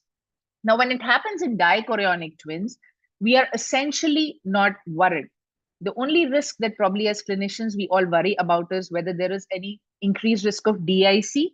But what we have seen is that it is more of a theoretical risk, and usually they continue well as singleton pregnancies, even if there is an early or late IUFT in a dichorionic pregnancy. But again, the problem is when it happens in a monochorionic pregnancy, because then there is 15% chance of death of the co-twin or neurological morbidity in the co-twin as well. So in those cases, sometimes what can happen is after the death of the co-twin, the other normal twin can develop neurological changes like this, which tell you that there is an increased chance of neurological impairment. But whenever you have a single IUFT monochorionic twins, please do not go for a preterm delivery, because if there is any damage that has to happen, it has happened at the time of that IUFT. So you need to keep them on follow-up, keep on looking at their MCA PSV to rule out fetal anemia, do a fetal neurosonogram after documentation of the co-twin death, after 4 to 6 weeks of documentation of the co-twin death, and you can also suggest an MRI after 4 to 6 weeks. The last complication that we need to be worried, which in monochorionics, which happens usually in the late second trimester or the third trimester, is twin anemia polycythemia sequence. It is similar to TTTS in the sense that it happens because of the unbalanced AV anastomosis, but these AV anastomoses are really small, and therefore it presents as an anemia polycythemia sequence when in one twin, the MCA PSV mom is less than the 0.8 mom, and in the anemic fetuses, you find that it is more than 1.5 mom for the gestational age. So you would see a picture like this where the two placentas look completely different. One looks very bright and the other one looks very dark. The MCA peak systolic velocities are two ends of the moms, and you also see that there is a difference in the appearance of the liver. So in these cases, the management is always controversial. Usually you only need serial surveillance. How much transfusion helps? We really don't know, because when you're trying to do for the anemic fetuses, you're also increasing the hemoglobin of the polycythemic fetus as well. So to conclude, in nutshell, what we all need to remember is for dichorionic twins, the first scan is at 12 weeks, follow-up scans at monthly intervals, fortnightly surveillance after 30 weeks of gestation, and you deliver them at around 36 weeks. For uncomplicated monochorionic pregnancies, you call them for a scan at 12 weeks, followed by 16 weeks, and then fortnightly surveillance with ultrasound and Dopplers, and they are also delivered at 36 weeks of gestation. Now, at each gestation, when you see them at 12 weeks, important points are in your report, you should have accurate dating, accurate labeling, accurate chorionicity, and the screening markers for trisomy 21 need to be assessed, which includes your NT and other markers. When you get your follow-up scans at monthly intervals, you do a fetal well-being scan. In your anomaly scan, you will rule out anomalies, and in fortnightly surveillance, you again look at the growth, Leica, and Dopplers, and deliver them at 36 to 37 weeks. The same protocol also works for your monochorionic twins, where in essential, you will also do Dopplers every time they come for a surveillance to pick out complications that are related to vascular imbalance. So first trimester, chorionicity and predictors of TTTS, in particular for monochorionic. Second trimester, in DCDA, you look for selective IUGR. In monochorionics, you look for vascular complications. In third trimester, you will again look for late onset IUGR or any late IUFDs. And in the monochorionic twins, you will look for specific complications like twin anemia polycythemia sequence. Thank you.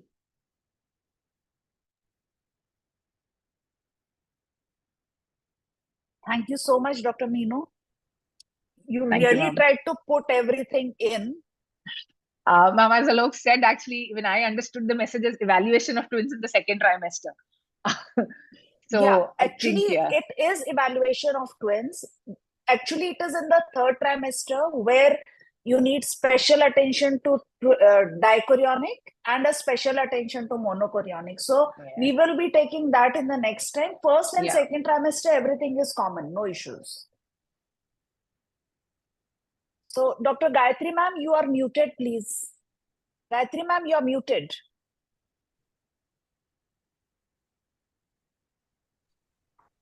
Am I audible? Yes, ma'am. Thank you, Dr. Meenu, for your nice, lucid presentation. Earlier, Thank you, we were having no choice of only expectant treatment, and what we could have we have been taught about masterly inactivity. Now there are so much advancements in the field of genetics and in the radiology. Due to you people, we are now able to catch each and every little things, and we can predict the outcome of the pregnancy in twin pregnancies, and we can accurately give the EDD to the patients, so we can terminate in monochorionic or dichorionic diamniotic, how when to deliver her, when everything will be normal. So it is all very well. It's a very good thing. Nice. Thank you for the fetal medicines, and you, Dr. Meenu. It's very nice, very good, and further we can treat accordingly to your presentation. You have done very well, very nice presentation, very clear presentation. Thank you. Thank you, ma'am. For your paper. Thank you so much. Dr. Meenu, would you please stop sharing? Dr. Shekharan sir, Amla ma'am, Dr. Sarveshwari ma'am, if you want to say something about the two lectures, you're welcome, and then we will start with the panel. You can sit down to listen to everything very well done. Both the speakers have given a lot of information, and which is very useful to all the clinicians on day-to-day practice, and what exactly you have to do at what time. And for the scanning as per the chronicity also is been mentioned. And unless you follow them like that, we may land up in the problem. So it is to be known when to send the patient, how often they have to send.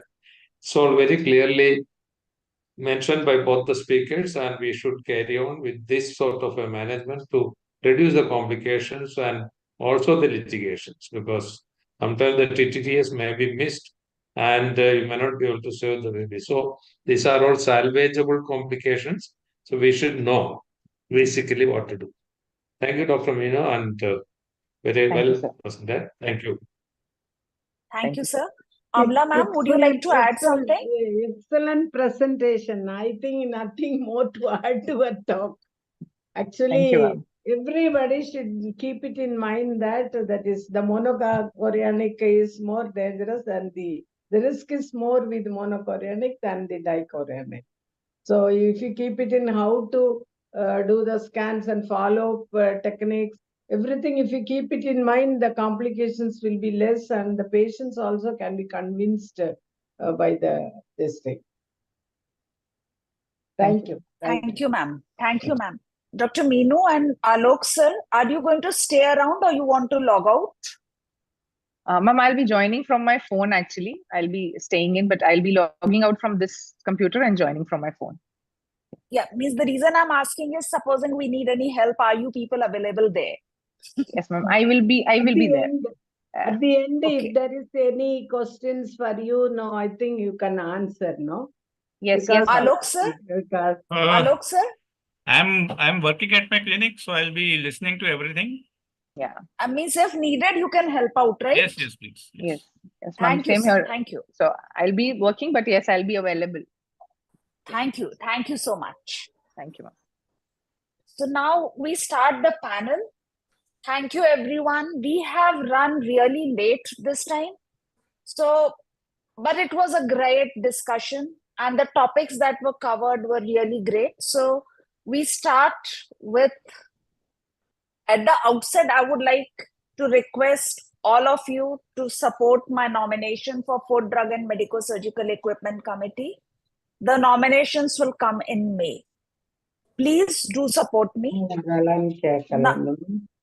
Now we have the panel and we will be introducing the panelists along with their questions. Before I start the program, this is a chart that Dr. Meenu has shown, the other part of it. This is dichorionic twins, antenatal visits and ultrasound assessment. So when to do, what to do, when it is needed and when to deliver. So this is a basic chart that is present. Less than 10 weeks, you need to do the antenatal booking, gestation, first trimester scan, then 16 weeks, 20 weeks, when to do Dopplers. So this is a very big takeaway. And about the intrapartum care, 60% of twin pregnancies have spontaneous birth before 37 weeks. All should be cared in the delivery suite.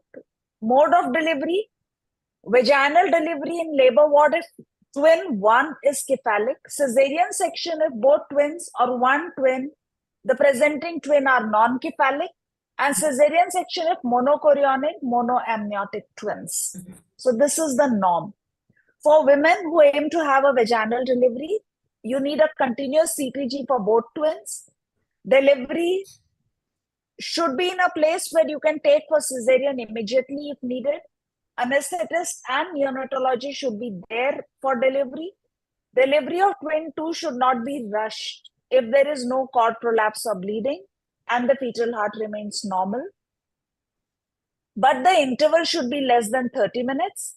Twin 2 may need stabilization of lie, internal podalic version, breech extraction, or immediate cesarean section. And also we need an active management of the third stage. So this is the basis.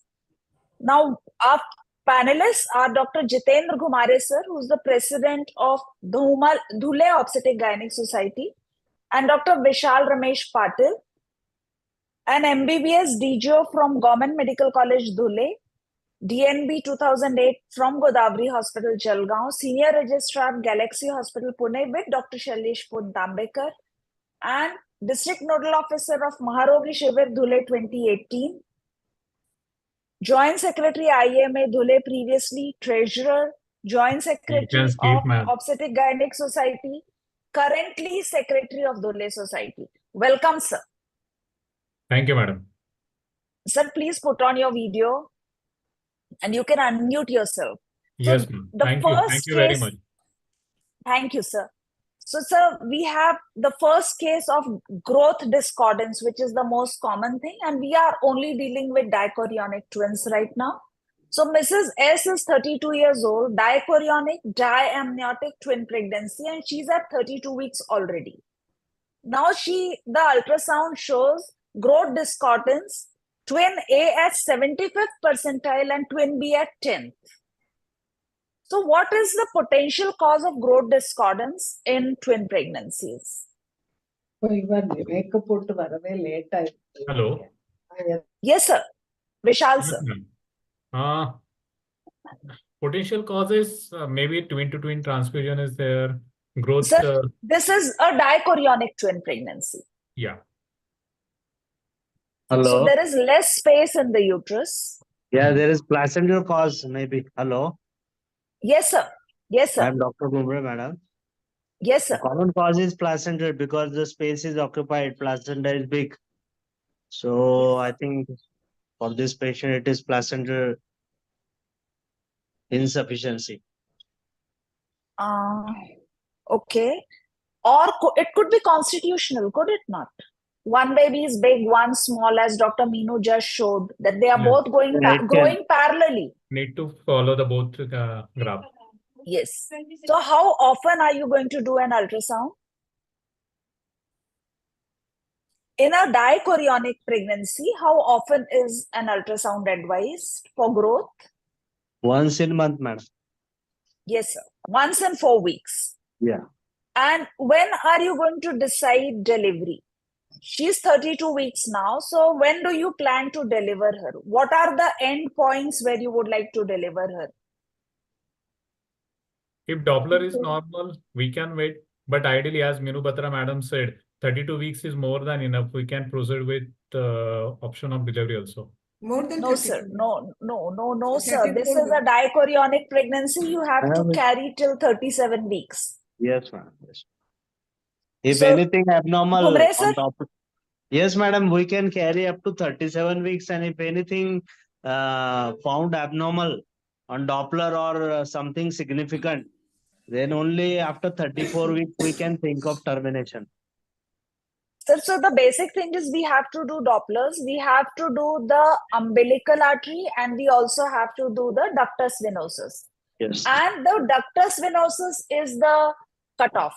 If there is Yes. any problem in ductus venosus, you're going to deliver the baby, but otherwise you're going to wait.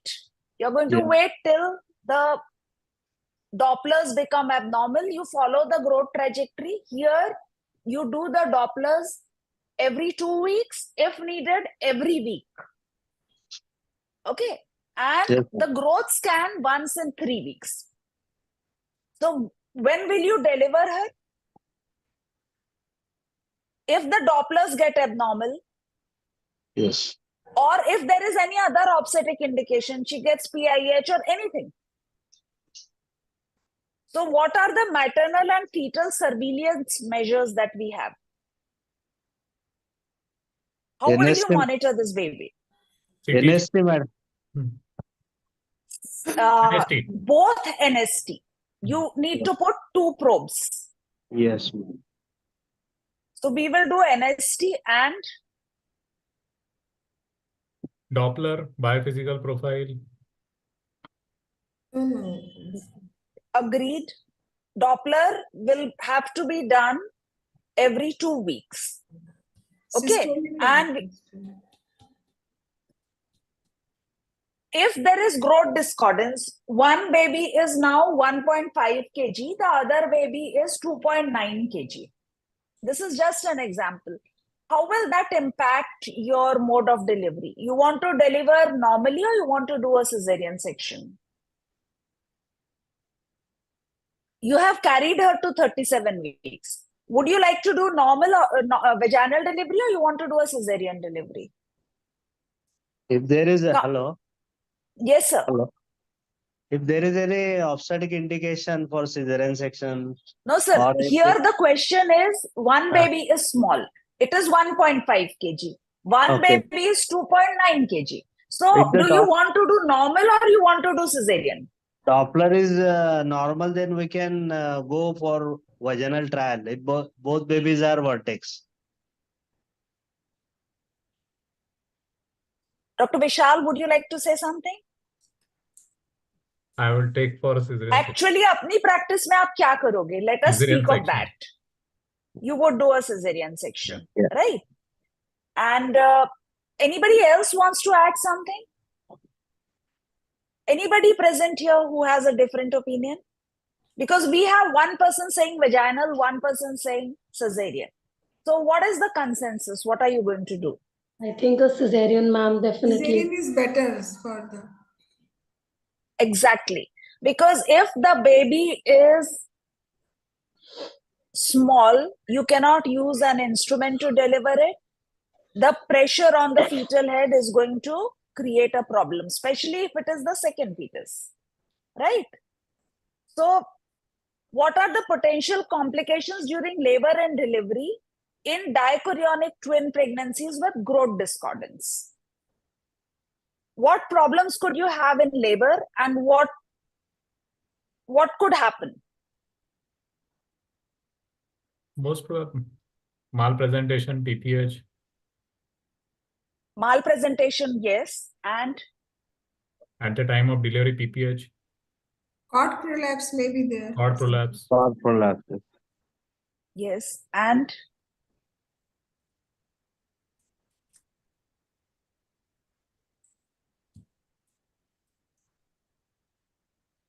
Chances of meconium stain. fetal Meconium- distress. Fetal You distress. could get fetal distress. You could get fetal distress. You could, we don't actually do scalp electrode monitoring. But Yes. here, what is important is that during delivery, both babies should have the CTG on. That is the biggest thing. That if you are going to try for vaginal delivery, you want to have a CTG on both babies. If you want to do a cesarean section, then you cannot use an instrument on the head of the smaller twin. And then you have to guard for, the placental position. You have to guard for PPH. In this case, is there anything anybody wants to add? Anybody here who wants to add something?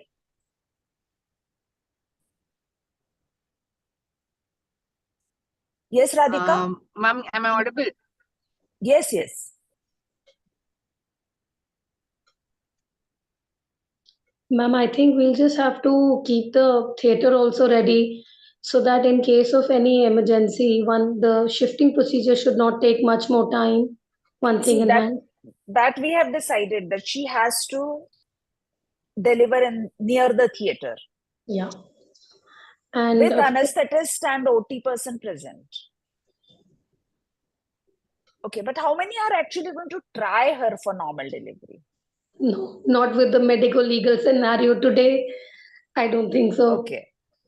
Okay. I think that would be my first fear rather than anything else, considering the litigations. So, when the size is different, you are going to see whether it is a growth restriction or it's a small for date. So you have to see the biometry. Less than 3% automatically makes it FGR. If it is more than 3%, up to more than 10%, with any other problem, then it is FGR, not otherwise, with Doppler changes. Okay.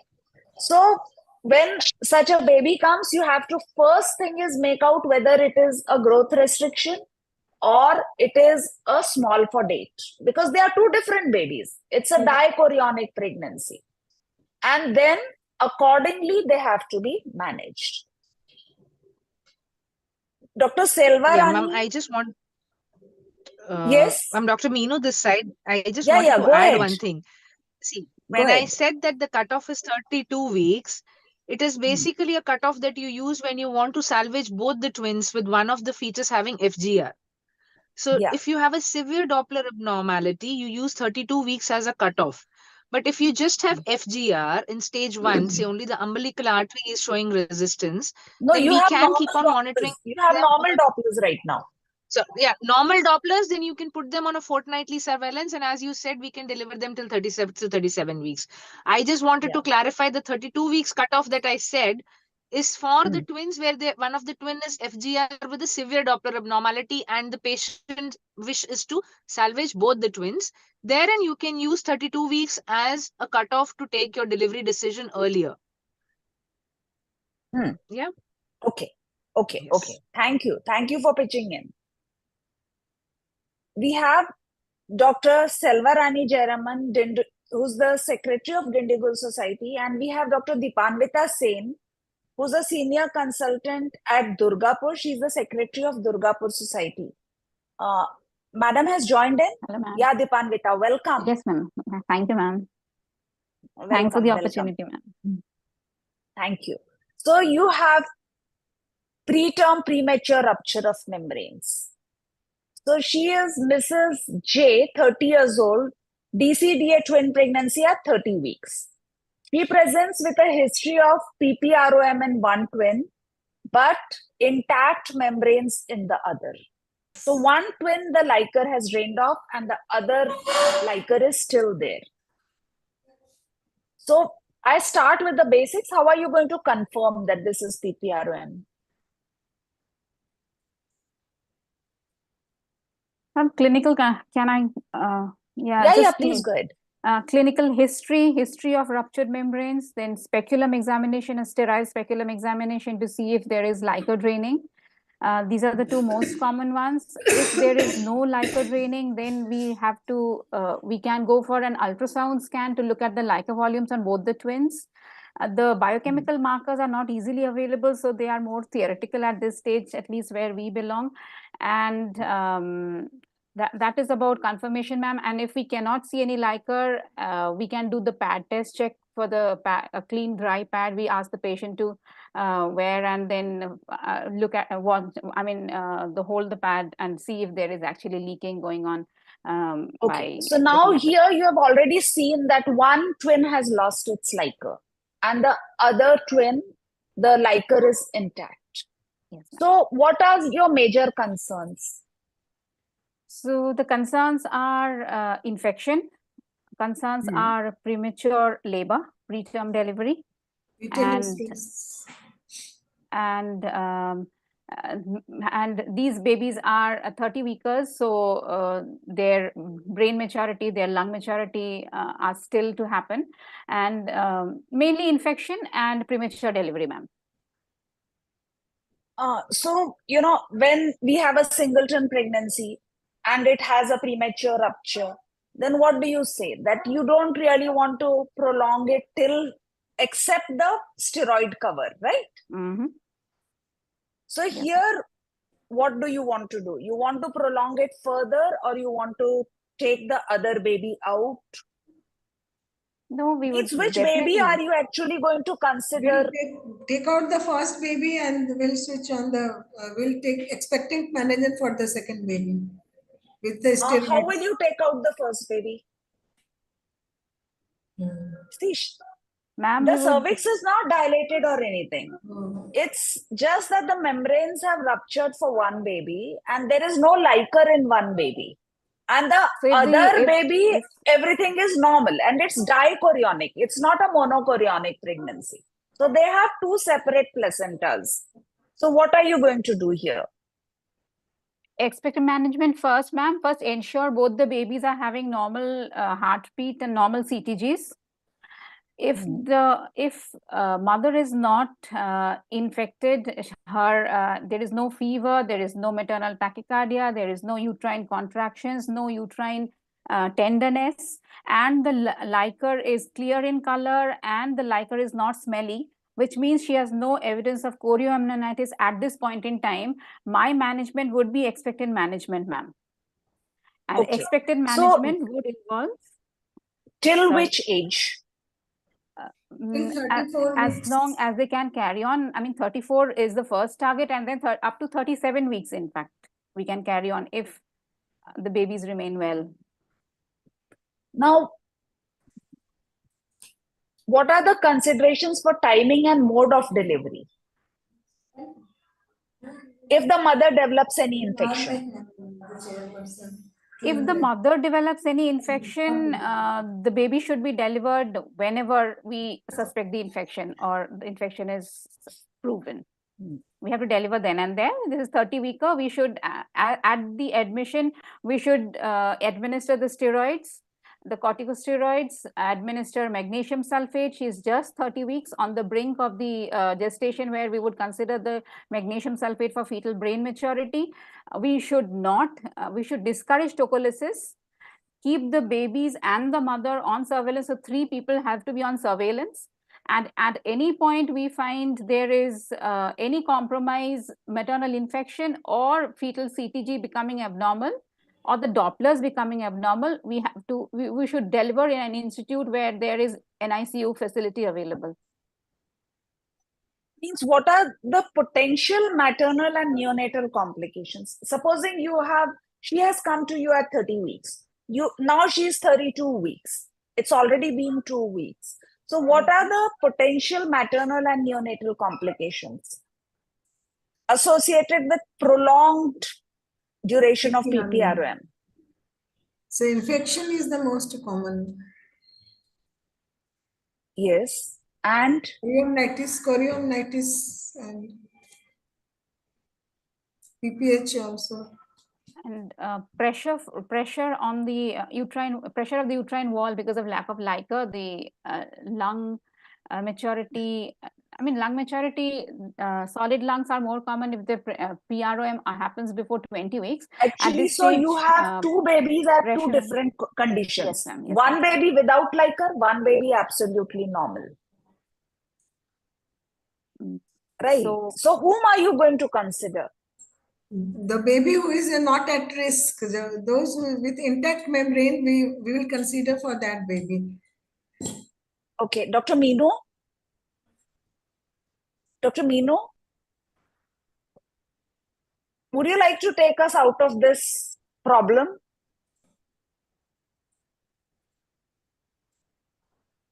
She's not listening. Dr. Alok, sir? Alok, sir? See, when I was doing my fetal medicine, what my consultant said to me was that everything depends on the neonatal services that you have. Because the baby without liquor, if you carry it too long, it has a great chance of being lost. You may lose that baby may not survive once it comes out. Okay. Or it may die inside itself. So one fetal demise is there, then you're going to look after the other baby. Because as Dr. Meenu showed you, there's only a 3% chance of the other twin being affected. Okay. So you follow the other twin because that is the twin that you are really going to get good. If the patient comes immediately, either you have one decision to make, and again, counseling and talking to the patient is very important. What she and her family decide. Because they may not really be ready to spend so much at the NICU. Looking after a premature baby for 2 months also is very expensive. So one part is the counseling part. The other part is if you are going to lose one baby, then it is better to take out the other baby when it is more healthy. So you carry it as much as you can, but you have to remember, counsel, and take written consent that the baby who has had PPROM may not survive. And then you have to guard for chorioamnionitis. That is very, very important. So anyone else has anything to add here? Proper counseling. Any different opinion? So ma'am, probably on balance, 1 week if we get, the babies would get the benefit of the steroids as well as the magnesium sulfate. See, if once you give steroid, the baby has to come out in 48 hours. Sorry, 7 days. You give steroid when the baby has to come out in 7 days. Otherwise, you hold the steroid. So when the patient comes at 30 weeks and you have done the ultrasound, you've done the Dopplers, that is when you need to have a detailed counseling session with the family. Right? Yes. So you have to examine this, you've already done. Following the diagnosis of premature rupture of membranes, antibiotic has to be given. 24 to 33 weeks gestation, give steroids. Clinical assessment, maternal blood test, CRP and white blood cell count and fetal heart rate should be used to diagnose. If you plan her to deliver, only then you give steroid and magnesium sulfate. So that is the guideline. Now we have Dr. Anshu Kakkad and Dr. Manjusha Pandey, who's the secretary of Faizabad, and Dr. Anshu Kakkad, who is the secretary of Dehradun Obstetric Gynec Society. So we also have Dr. Radhika Raturi. I've made some mistake in the CVs. Dr. Radhika, forgive me. The immediate past secretary of Dehradun Obstetric Gynec Society. So this case is gestational diabetes. Shekharan sir is here and he's an expert. So Mrs. M, 34 years old, DCDA twin pregnancy. She is 36 weeks. She has been diagnosed with GDM and is struggling to maintain glycemic control. So how does GDM impact fetal growth and well-being in DCDA twins? And how do you monitor that in the third trimester? I'll say sorry for my bad voice because I'm down with viral. Thank you for being here. GDM, on the contrary, in singleton pregnancies, we see a lot of macrosomia, but it is the exact opposite in a DCDA twin, that we'll probably expect more of small gestational age babies. So therefore, we are more stringent in a singleton pregnancy for control of diabetes, but a little more liberal when it comes to twins, so that we do not face this complication of sudden hypoglycemia causing SGA babies.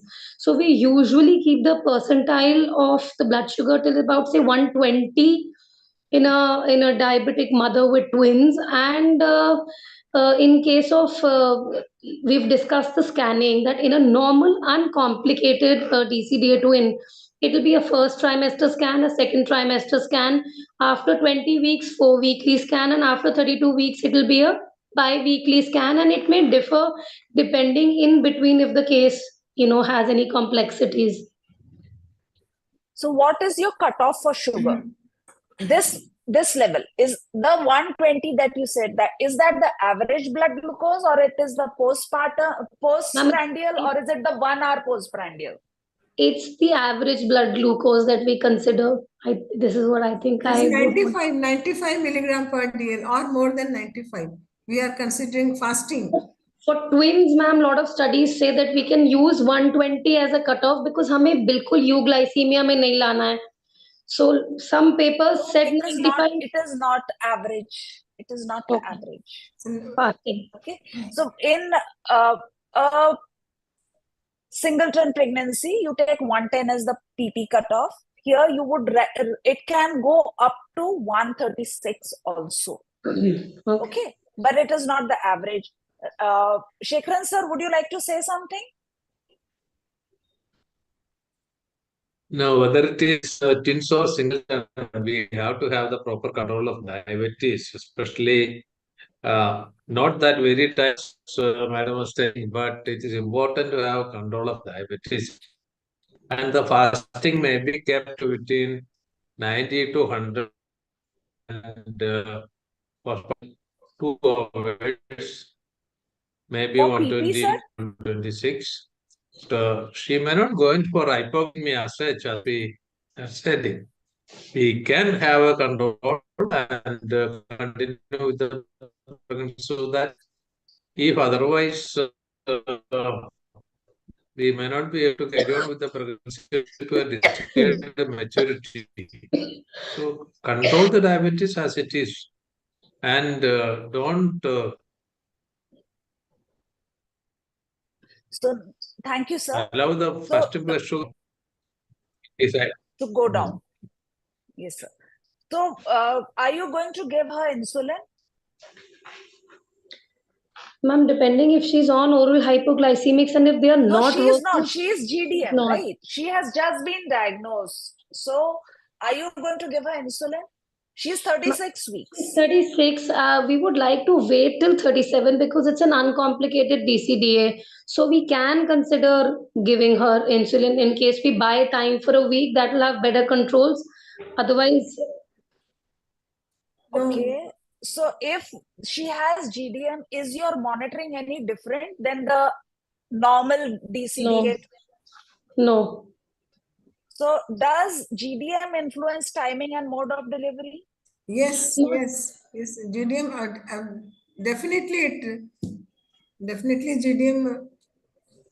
Ma'am, usually the worst control is 32 to 35 weeks. They say between 36 and 37, sometimes the levels may, normalize on their own. What I'm saying is, if she has GDM, does that change your opinion about the mode of delivery or the timing of delivery? When do you plan to deliver her if she has diabetes with twins? If she hasn't spontaneously gone into labor, then 37 weeks. Okay. And what are the potential neonatal complications with GDM? Respiratory distress, hypocalcemia, hypomagnesemia, hypobilirubinemia, and transient tachypnea. Sometimes these are possible complications that one can have. You forgot the one that is most important. That is hypoglycemia. See, the baby is used to so much sugar that once it comes out, hypoglycemia is the most common, and everything else comes from that. Forward, yes, I agree. Okay, thanks a lot for that. But the whole point of this case is that the management of GDM is as per GDM, and the management of twins is as per twins. So there isn't really much of a difference. So can we give her insulin? I mean, coming back to your question. Yes. Right? You should give her insulin because she's already 36 weeks. And actually, my saying yes is not right because we don't know what her baseline sugar is. If her fasting is 170, you're going to give her insulin. If it is just 105, then we will not. Maybe you want dietary control. Right. So that would depend, like any non-pregnant patient, basically. Or singleton pregnancy, any pregnancy, depending on what levels she is getting. Now, if she has an HbS-Ag of 10, then you're going to give her insulin, definitely, but you don't want sugar to come down drastically because that causes fetal hypoglycemia and intrauterine fetal death, which we want to avoid. So this is it, gestational diabetes. So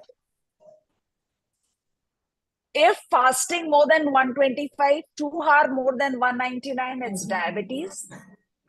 You give 75 grams of OGTT 4 to 12 weeks postpartum follow-up, and then manage. If there is increased weight you want to lose, fasting less than 100, 2 hours less than 140, she's normal. So you have to follow up postpartum these patients as well. Okay. So private practitioner at GR Hospital, Dehradun. You don't need to say it. We can go on.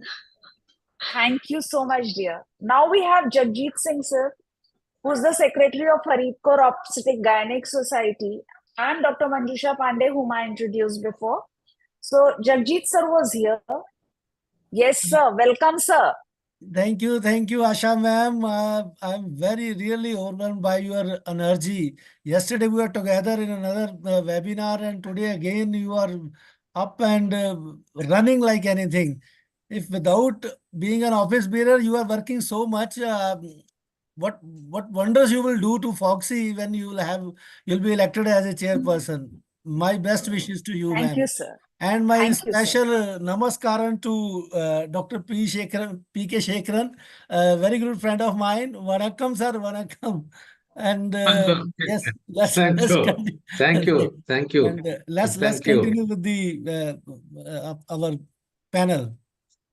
Yeah, thank you. So now, sir, Jagjit Singh, sir, Yes, ma'am. Mrs. W, 29 years old, DCDA twin, 34 weeks. He comes with sudden onset abdominal pain and vaginal bleeding.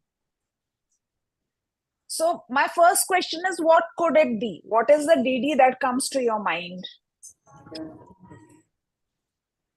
Obviously, at the sudden current any vaginal bleeding with abdominal pain, first of all, we always suspect it to be a placental abruption. Okay. And because in placenta previa, there is no pain.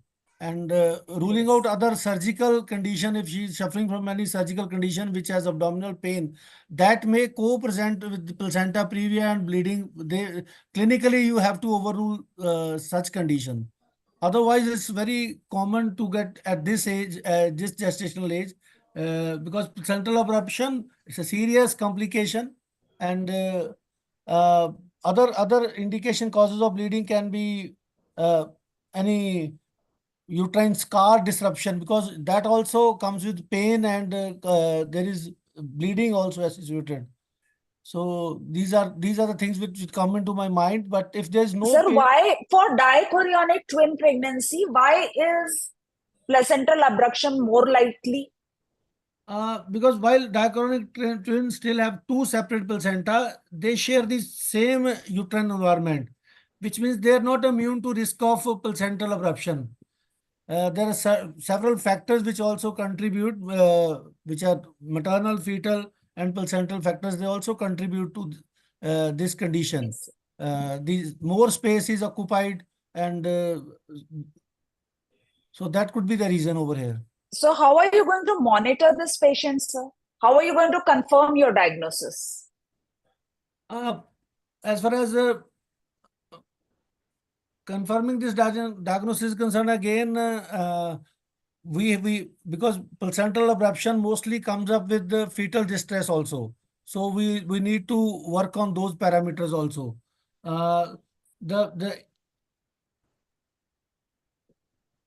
So would you do an ultrasound? And would you Definitely, see anything on the ultrasound? that will be only the any fetal distress can only be monitored with ultrasound only. Otherwise, Sir, can you see an abruption on ultrasound? A fresh abruption on ultrasound, can it be seen? Definitely, color Doppler will help us most of the time when there is even when there is no bleeding and there is only concealed bleeding. That also happens, and ultrasound will only help us to delineate that. Okay.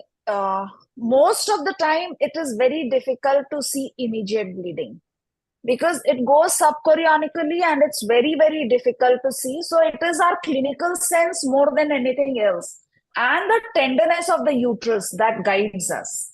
So if you have seen that she has placental abruption, now what are the indications for urgent delivery? When do you think you want to deliver her fast? When there is along with placental abruption, when there are signs of any coagulopathy, or there is preterm premature rupture of membrane, there is fetal distress, there is fetal malpresentation, and in these conditions we will go for early delivery and urgent delivery. So she is 34 weeks. So do you think she needs steroid? And if she has, see, most of the time abruption can be associated with PIH. So are you going to give her steroid and wait or not? I don't think there is any point in waiting for a twin at 34 weeks.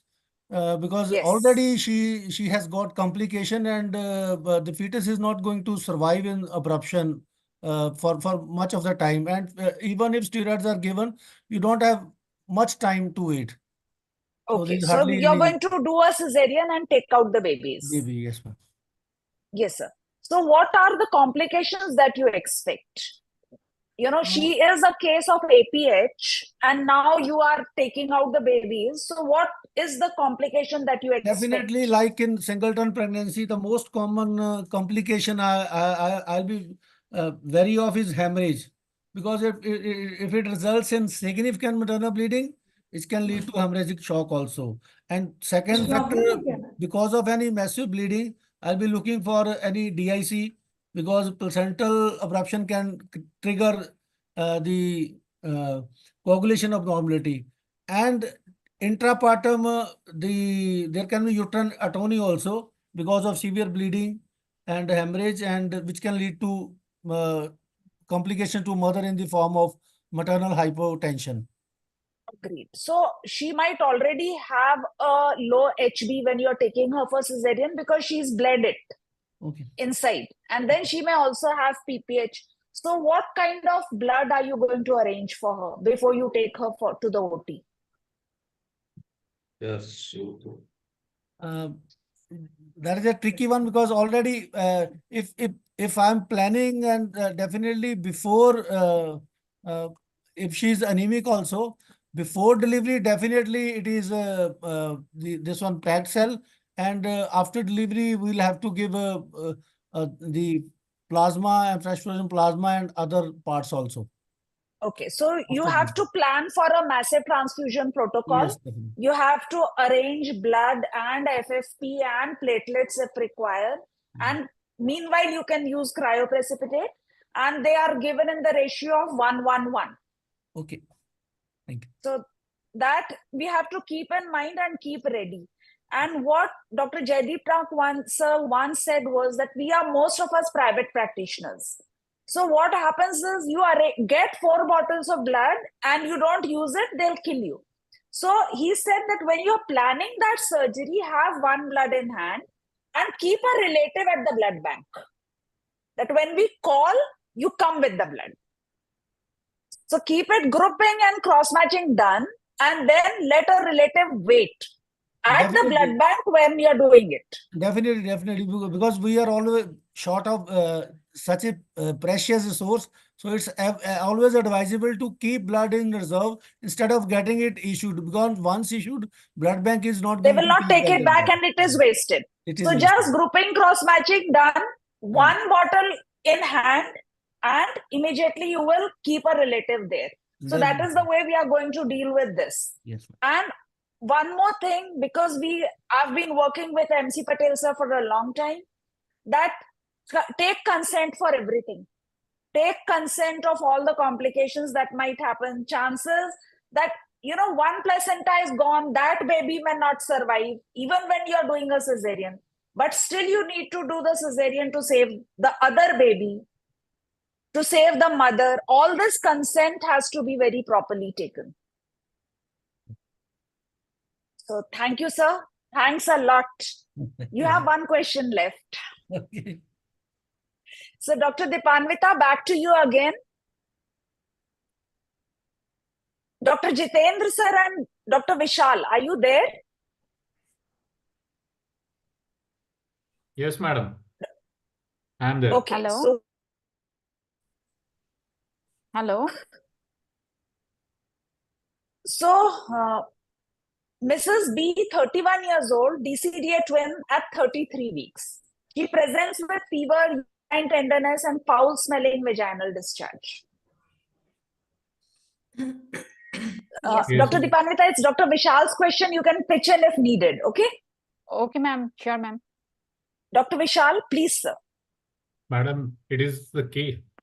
Might be the case of chorioamnionitis, as patient is having fever, foul smell, vaginal discharge, uterine tenderness is there.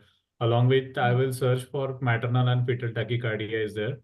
And for lab investigations like WBC, CRP, and inflammatory markers. Would you also do a blood culture, sir? Yes, ma'am. And do you want to send the discharge for any test? The discharge that she's having high from vaginal swab. High vaginal swab. And a urine routine microscopy and culture, ma'am. Routine. Okay. So, in C-reactive twins, protein survey, blood examination, Urine C-reactive culture protein, no, sir and already said white CRP. WBC also. Dr. Vishal, what are the specific reasons in a twin pregnancy that they might get chorioamnionitis? Maybe PR. What is one specific reason that happens?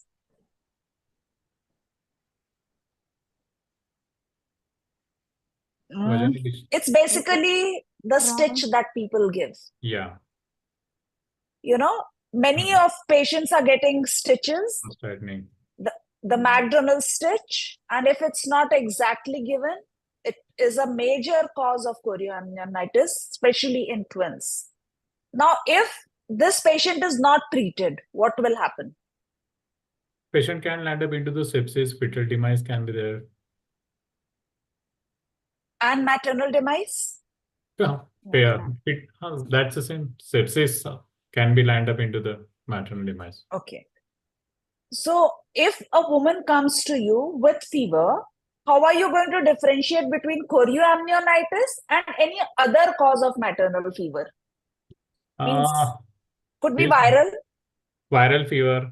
Along with that, maybe No. How are you going to differentiate?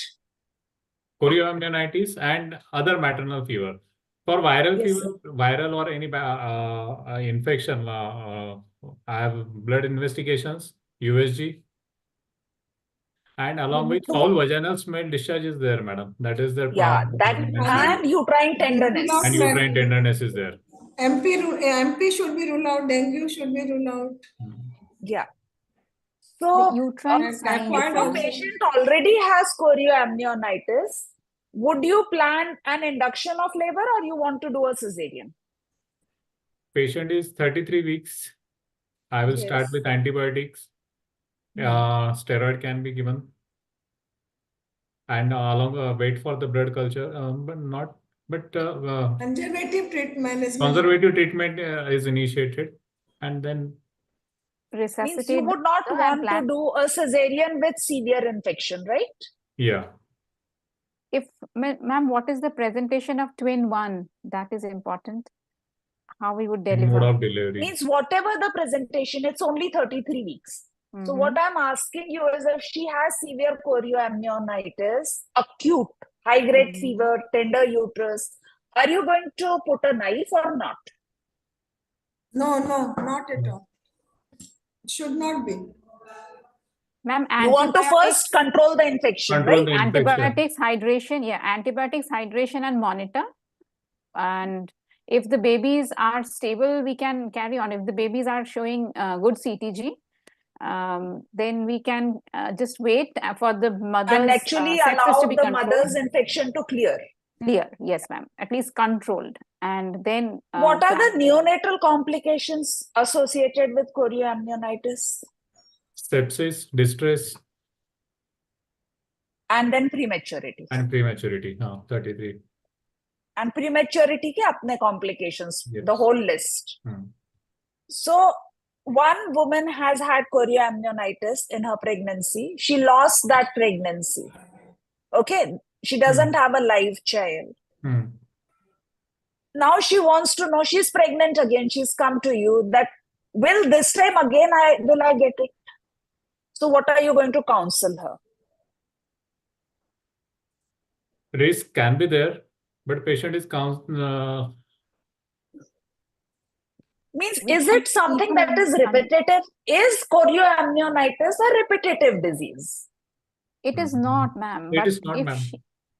It is not, but if she has harbored group B streptococcus, we should actually look for GBS on an HVS at about 12 weeks, and then again nearer delivery. We can do urine cultures once every month, just to treat and pick up asymptomatic bacteriuria. These are two things that we could intervene, ma'am, and prevent further sad loss. That is really good. Thank you. So now, Dr. Dipanvita, thank you, Dr. Vishal. You can all pitch in. Though I have written a name, it doesn't have to be just that person. Yes, You ma'am. know, so we have Mrs. N 35 years old, DCDA twin at 34 weeks. Now, one twin has a filamentous cord insertion and one twin has a marginal cord. Okay, what are you going to do? Both the babies are at risk of She is 34 FGR. weeks. She is 34 weeks. Both So the babies both of them are going to have FGR. Yes, ma'am. Yes. So how are you going to monitor these babies? So if they are at 34 weeks, they are FGR. If the Dopplers are normal, we can carry on. If the Dopplers at any stage, either the umbilical Doppler and finally DV Doppler, if is abnormal, we should deliver. And if the Dopplers are normal, we can carry on. So it's a Doppler that determines when we are going to end this pregnancy. Okay, now the first twin is cephalic and the second twin is also cephalic. Okay, are you going to plan a normal delivery, a vaginal delivery? How growth restricted it are can they, be, ma'am. madam? That would We can matter. plan So for you have vaginal. carried them to 37 weeks. Okay. Are you going to try a normal delivery with a filamentous and a marginal? No. No, So ma'am, no. the key is the filamentous, where you are not going to try for that. No. There can be cord accidents at any time. There can be placental accidents anytime. We cannot. Fetal distress in labor would be very common. Okay. So what are the umbilical cord problems that can occur during pregnancy, during delivery? Compression. There can be compression, obliteration with the fetal head. It's a filamentous or a marginal. Okay.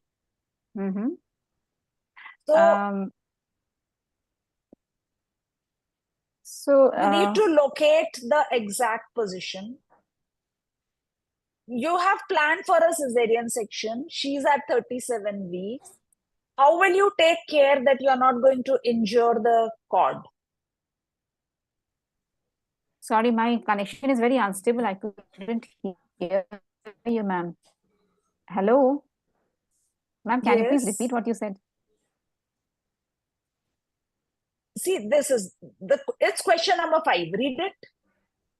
Options for intrapartum fetal monitoring in dichorionic twin pregnancies with umbilical cord abnormalities.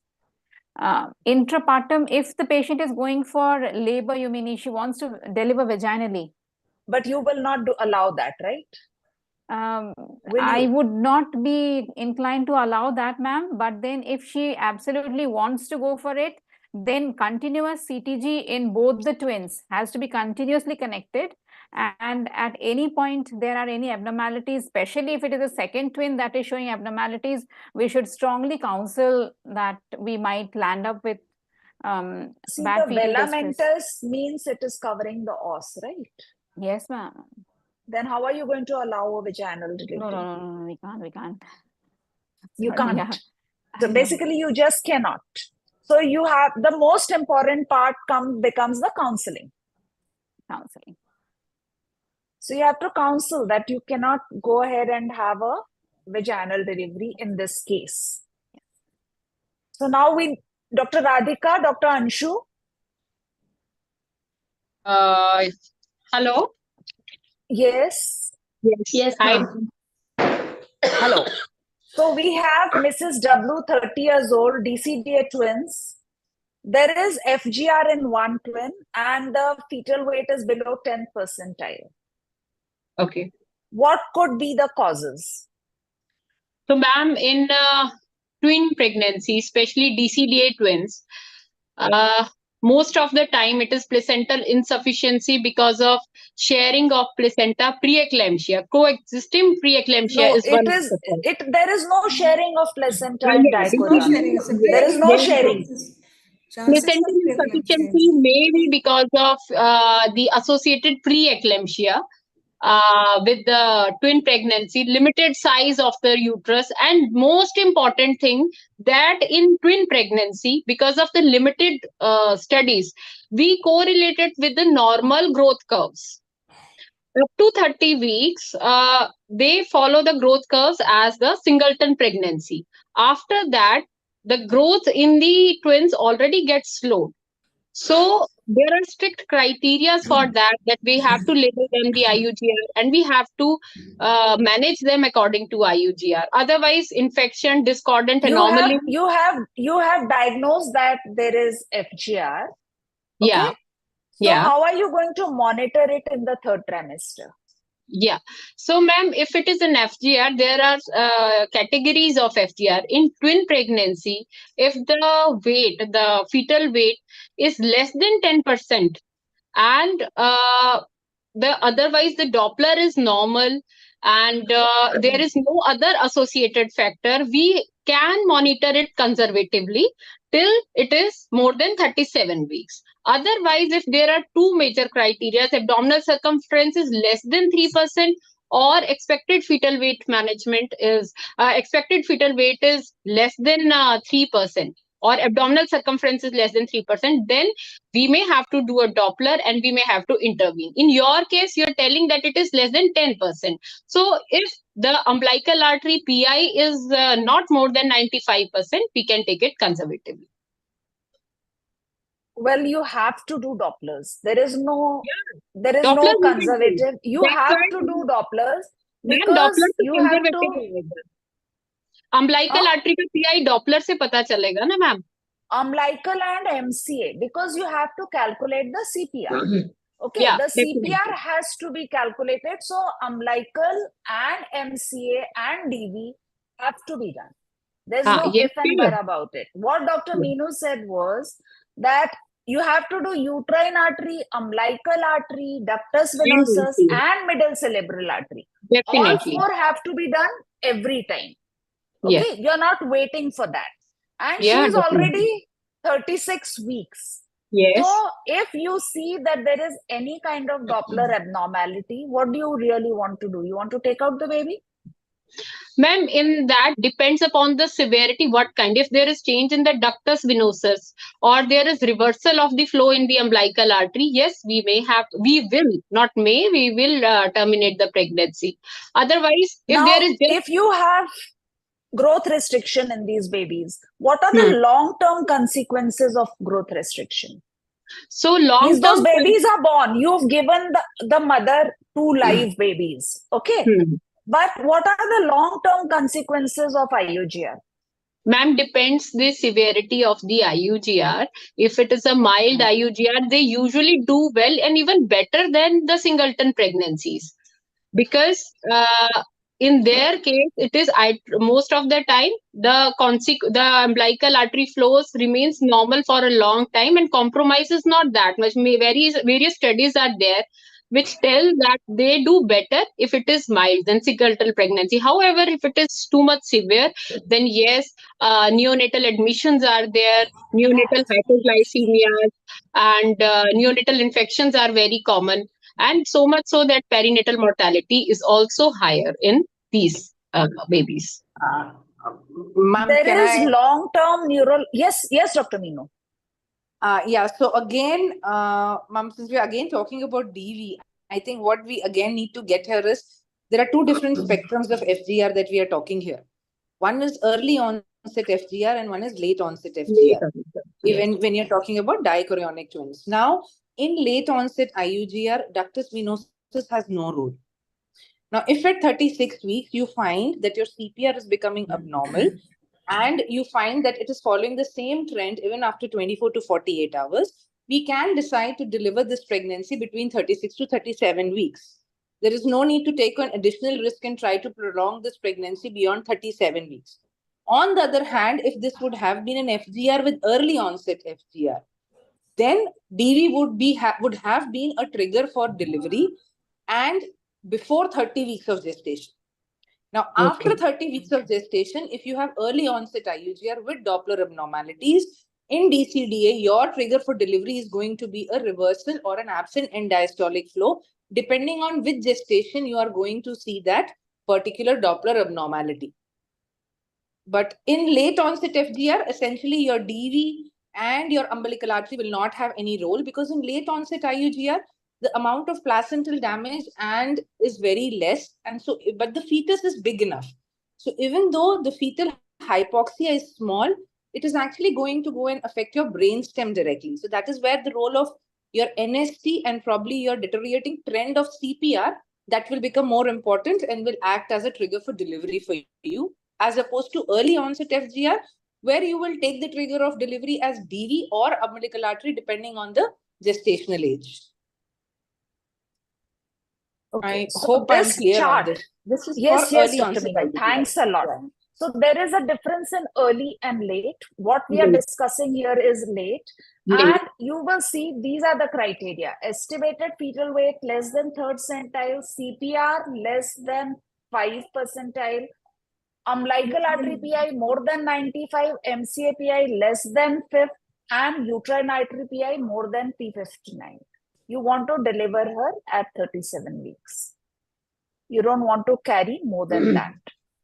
So this is depending on what are the findings. So all 4 Dopplers are done all the time, but DV in late IUGR is not diagnostic. Early IUGR, it is diagnostic. And the trigger. Jagjit sir, back to you. Ji ma'am, always there. Aye, sir.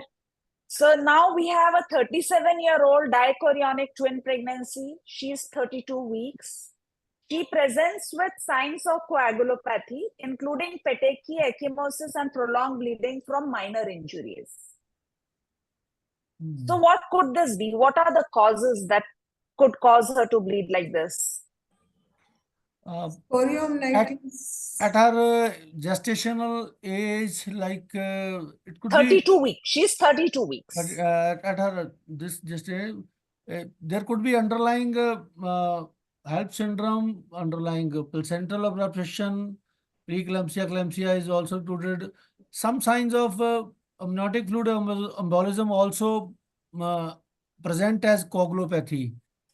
DIC may have occurred. So many Sir, many a common cheez bolo na. Thrombophilias. Yes. So that is one thing. She might be on aspirin, she might be on heparin. Low molecular weight heparin तो कितना लगाते हैं Yes, IVF yes, वाले? she may be suffering from some liver disorder which have not been Yes. which have And remained she might be a case of clotting disorder, where she will give a similar history throughout her life. Okay. So how are you going to diagnose this? Obviously, So that your coagulopathy has to be diagnosed with laboratory test only. Prothrombin time and partial Actually, the International Society for Thrombosis and Hemostasis has come up with the scoring pattern for algorithm for diagnosis of overt DIC score kind of thing. So mainly the laboratory diagnosis of there is any known underlying disorder, plus if there are the number of platelets she is carrying, PT prolongation if it is more than in seconds, and fibrinogen levels. So all these are clubbed like, because they are scored for a pattern, and we can diagnose that. Specific test we can have screening for thrombophilias, evaluation of liver disorders, and in pregnancy we are worried about HELP syndrome. We are worried about ITP. Okay, and we are worried about DIC. So we are going to do tests to rule out these 3 major conditions. Now, if it comes that we have to deliver her, she's 32 weeks. So there are 2 factors. One is, what are you going to do to protect her pregnancy? Number 2, what are you going to do so that she has a safe delivery? What are her blood levels that you want for her to deliver normally, to deliver safely? the most important is once it's established that she is suffering from this condition, we must address the underlying cause. Okay. And secondly, the supportive Fresh blood. care in like Ma'am, close related. where would you want to give platelets? Where do you want to give blood? When do you want to deliver the baby? You want to give steroids? You want to give Maxilf? You want to see her blood pressure and see her HELP syndrome condition? If coagulopathy is And we severe and hardly have poses any a time. significant risk, then urgent delivery is required. So that is urgent delivery में sir कितने platelet में आप operate करोगे? What is the minimum platelet count required where you will plan her surgery? 50,000 minimum, ma'am. 80,000 is better. 50,000 is minimum. 50,000 for normal delivery, 80,000 for cesarean. Okay, consensus? No, these are the guidelines, sir. Fresh blood to FCCS be guidelines. transfused. Fresh blood to be given. Okay. And most of the time, if it is due to HELP syndrome, once the baby is delivered, the patient will stabilize. If it is ITP, then you might to give her. What do we give in practice? Do any of you give vitamin K? Yes. Yes, we do. We are giving antenatally also. Yes. So that is what now. जब हम बोलते हैं तो हम भूल जाते हैं. We have to have. We have to have. We all do it, but you know the reason to bring these points out is कि जो सुन रहा है वो भी trigger हो. That you have to platelets only if it goes less than 50,000. You're not giving platelets before that. You're giving fresh blood. This is one of the rare conditions where you give fresh blood, or you can also give cryoprecipitate. Okay, fresh frozen plasma भी देते हैं. नई fresh blood available होता है. You can give fresh frozen plasma, and you have to maintain platelets above 50,000. You give vitamin K. You treat the underlying cause, whether it is infection, whether it is liver disease, and explain everything to the patient. Prematurity of the babies has to be looked after, and with due counseling, you have to deliver the patient. And in spite of that, deliver the patient. You have to look at the obstetric indications. Treating the cause is delivery as well, ma'am, because delivery may be termination of the pregnancy. So, any take-home messages from all of you?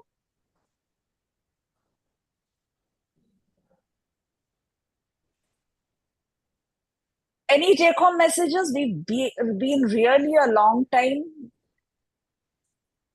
So definitely, twin pregnancy needs more vigilant because antenatal care is much more meticulous and planned, more frequent visits, and more frequent for monochorionic than dichorionic. So that is the one message. Second is that timely action and can prevent many of the complication. And the third is that most of the time there are simple go-to things, but like just now mentioned vitamin K, everybody is doing, and we usually forget to give those things. I would like to say, thanks a ma'am. lot. Yes. Frequent fetal surveillance is very very important. Frequent fetal surveillance with ultrasound every either 15 days or in monochorionic, or either in 4 weekly in dichorionic DCDA. So monochorionic is more dangerous than dichorionic. Ma'am, 2 weeks later we are going to do monochorionic. So I take one obstetric topic and one gynec. Next time we are doing post-menopausal HRT with intact uterus. Yes. With intact, madam? With intact uterus, madam. Okay. Ma'am, one thing is clear that this was too in depth, too in depth for beginners, and yes, very much needed for every clinician. Such crisp guidelines are required. Most of the time we fumble on those things, that when to do this thing. So now it has become very clear. Both the presenter today, they were very good at it. Both the presentation were par excellence, and panel how you carried it with the vice person like us. It was beautifully presented, ma'am. Thank you. Thank you, sir. Thank Ma'am, you. Asha Dr. ma'am, I would also Radhika? like to thank you very much for the entire initiative, the hard work that has gone behind the scenes. And the two presenters were really excellent. Their content, their slide presented, it was too good, very good, ma'am. And you selected such excellent cases, very practical ones for the panel, and you conducted it so beautifully. And thanks for involving me. One take-home message about the twin pregnancy, I would say, is let us follow the guidelines that we have got, and let us try and prevent prematurity, because that has got such long-term consequence for the babies and the entire family. We should try till the last moment to carry on safely as long as we can, and follow the guidelines. I agree. Guide us. Yes. Agreed. Radhika? You are muted. You are muted, dear. As a private practitioner, I feel it should be a multi-speciality approach. Sometimes in smaller cities, it's just one doctor looking after the other. So we have to be in touch with our radiologists, our pediatrician, our neonatologists, so that we can have a cohort group, and the patient also has someone else to access to get information from. Because sometimes when we mention these complications, it itself becomes so scary for the patient that the patient may not come back to you ever again. कि यहाँ तो इतना सब कुछ बता दिया, होगा नहीं होगा. So I just feel, as a small town practitioner, I feel one should have a multi-targeted approach. I totally agree, but there is one silver lining which nobody said today, that all these complications occur in only 30% cases. I agree. 70% nothing happens. So, I had a twin in my follow-up today, and when she came into the OPD, I had read for the past 2-3 days. So first I checked all her papers. What have I missed? Have I done something wrong or not? And then I said, fine, okay, everything is okay. see, Dr. Vishal, something from you, please. Yes, madam. Thank you very much.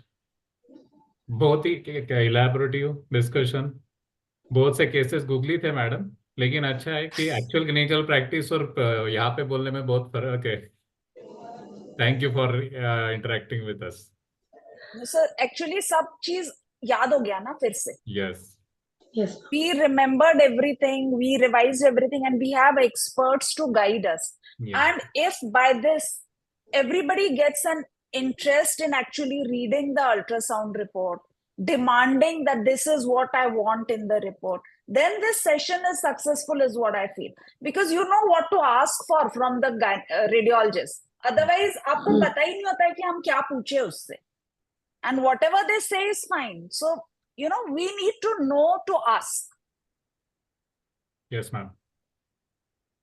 Amla Devi, ma'am, you're still there. Would you like to say a few words before we end?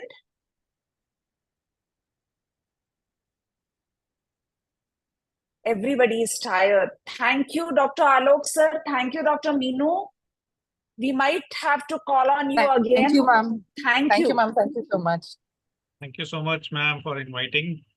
And the last thing I would want to say is that I thank my stars. I'm a radiologist. I'm not an obstetrician. Because you guys, you have to manage a lot of things. We have to manage just a small bit. And you people are superwomen and supermen, a few supermen. And thanks for inviting and having a wonderful discussion. Thank you all.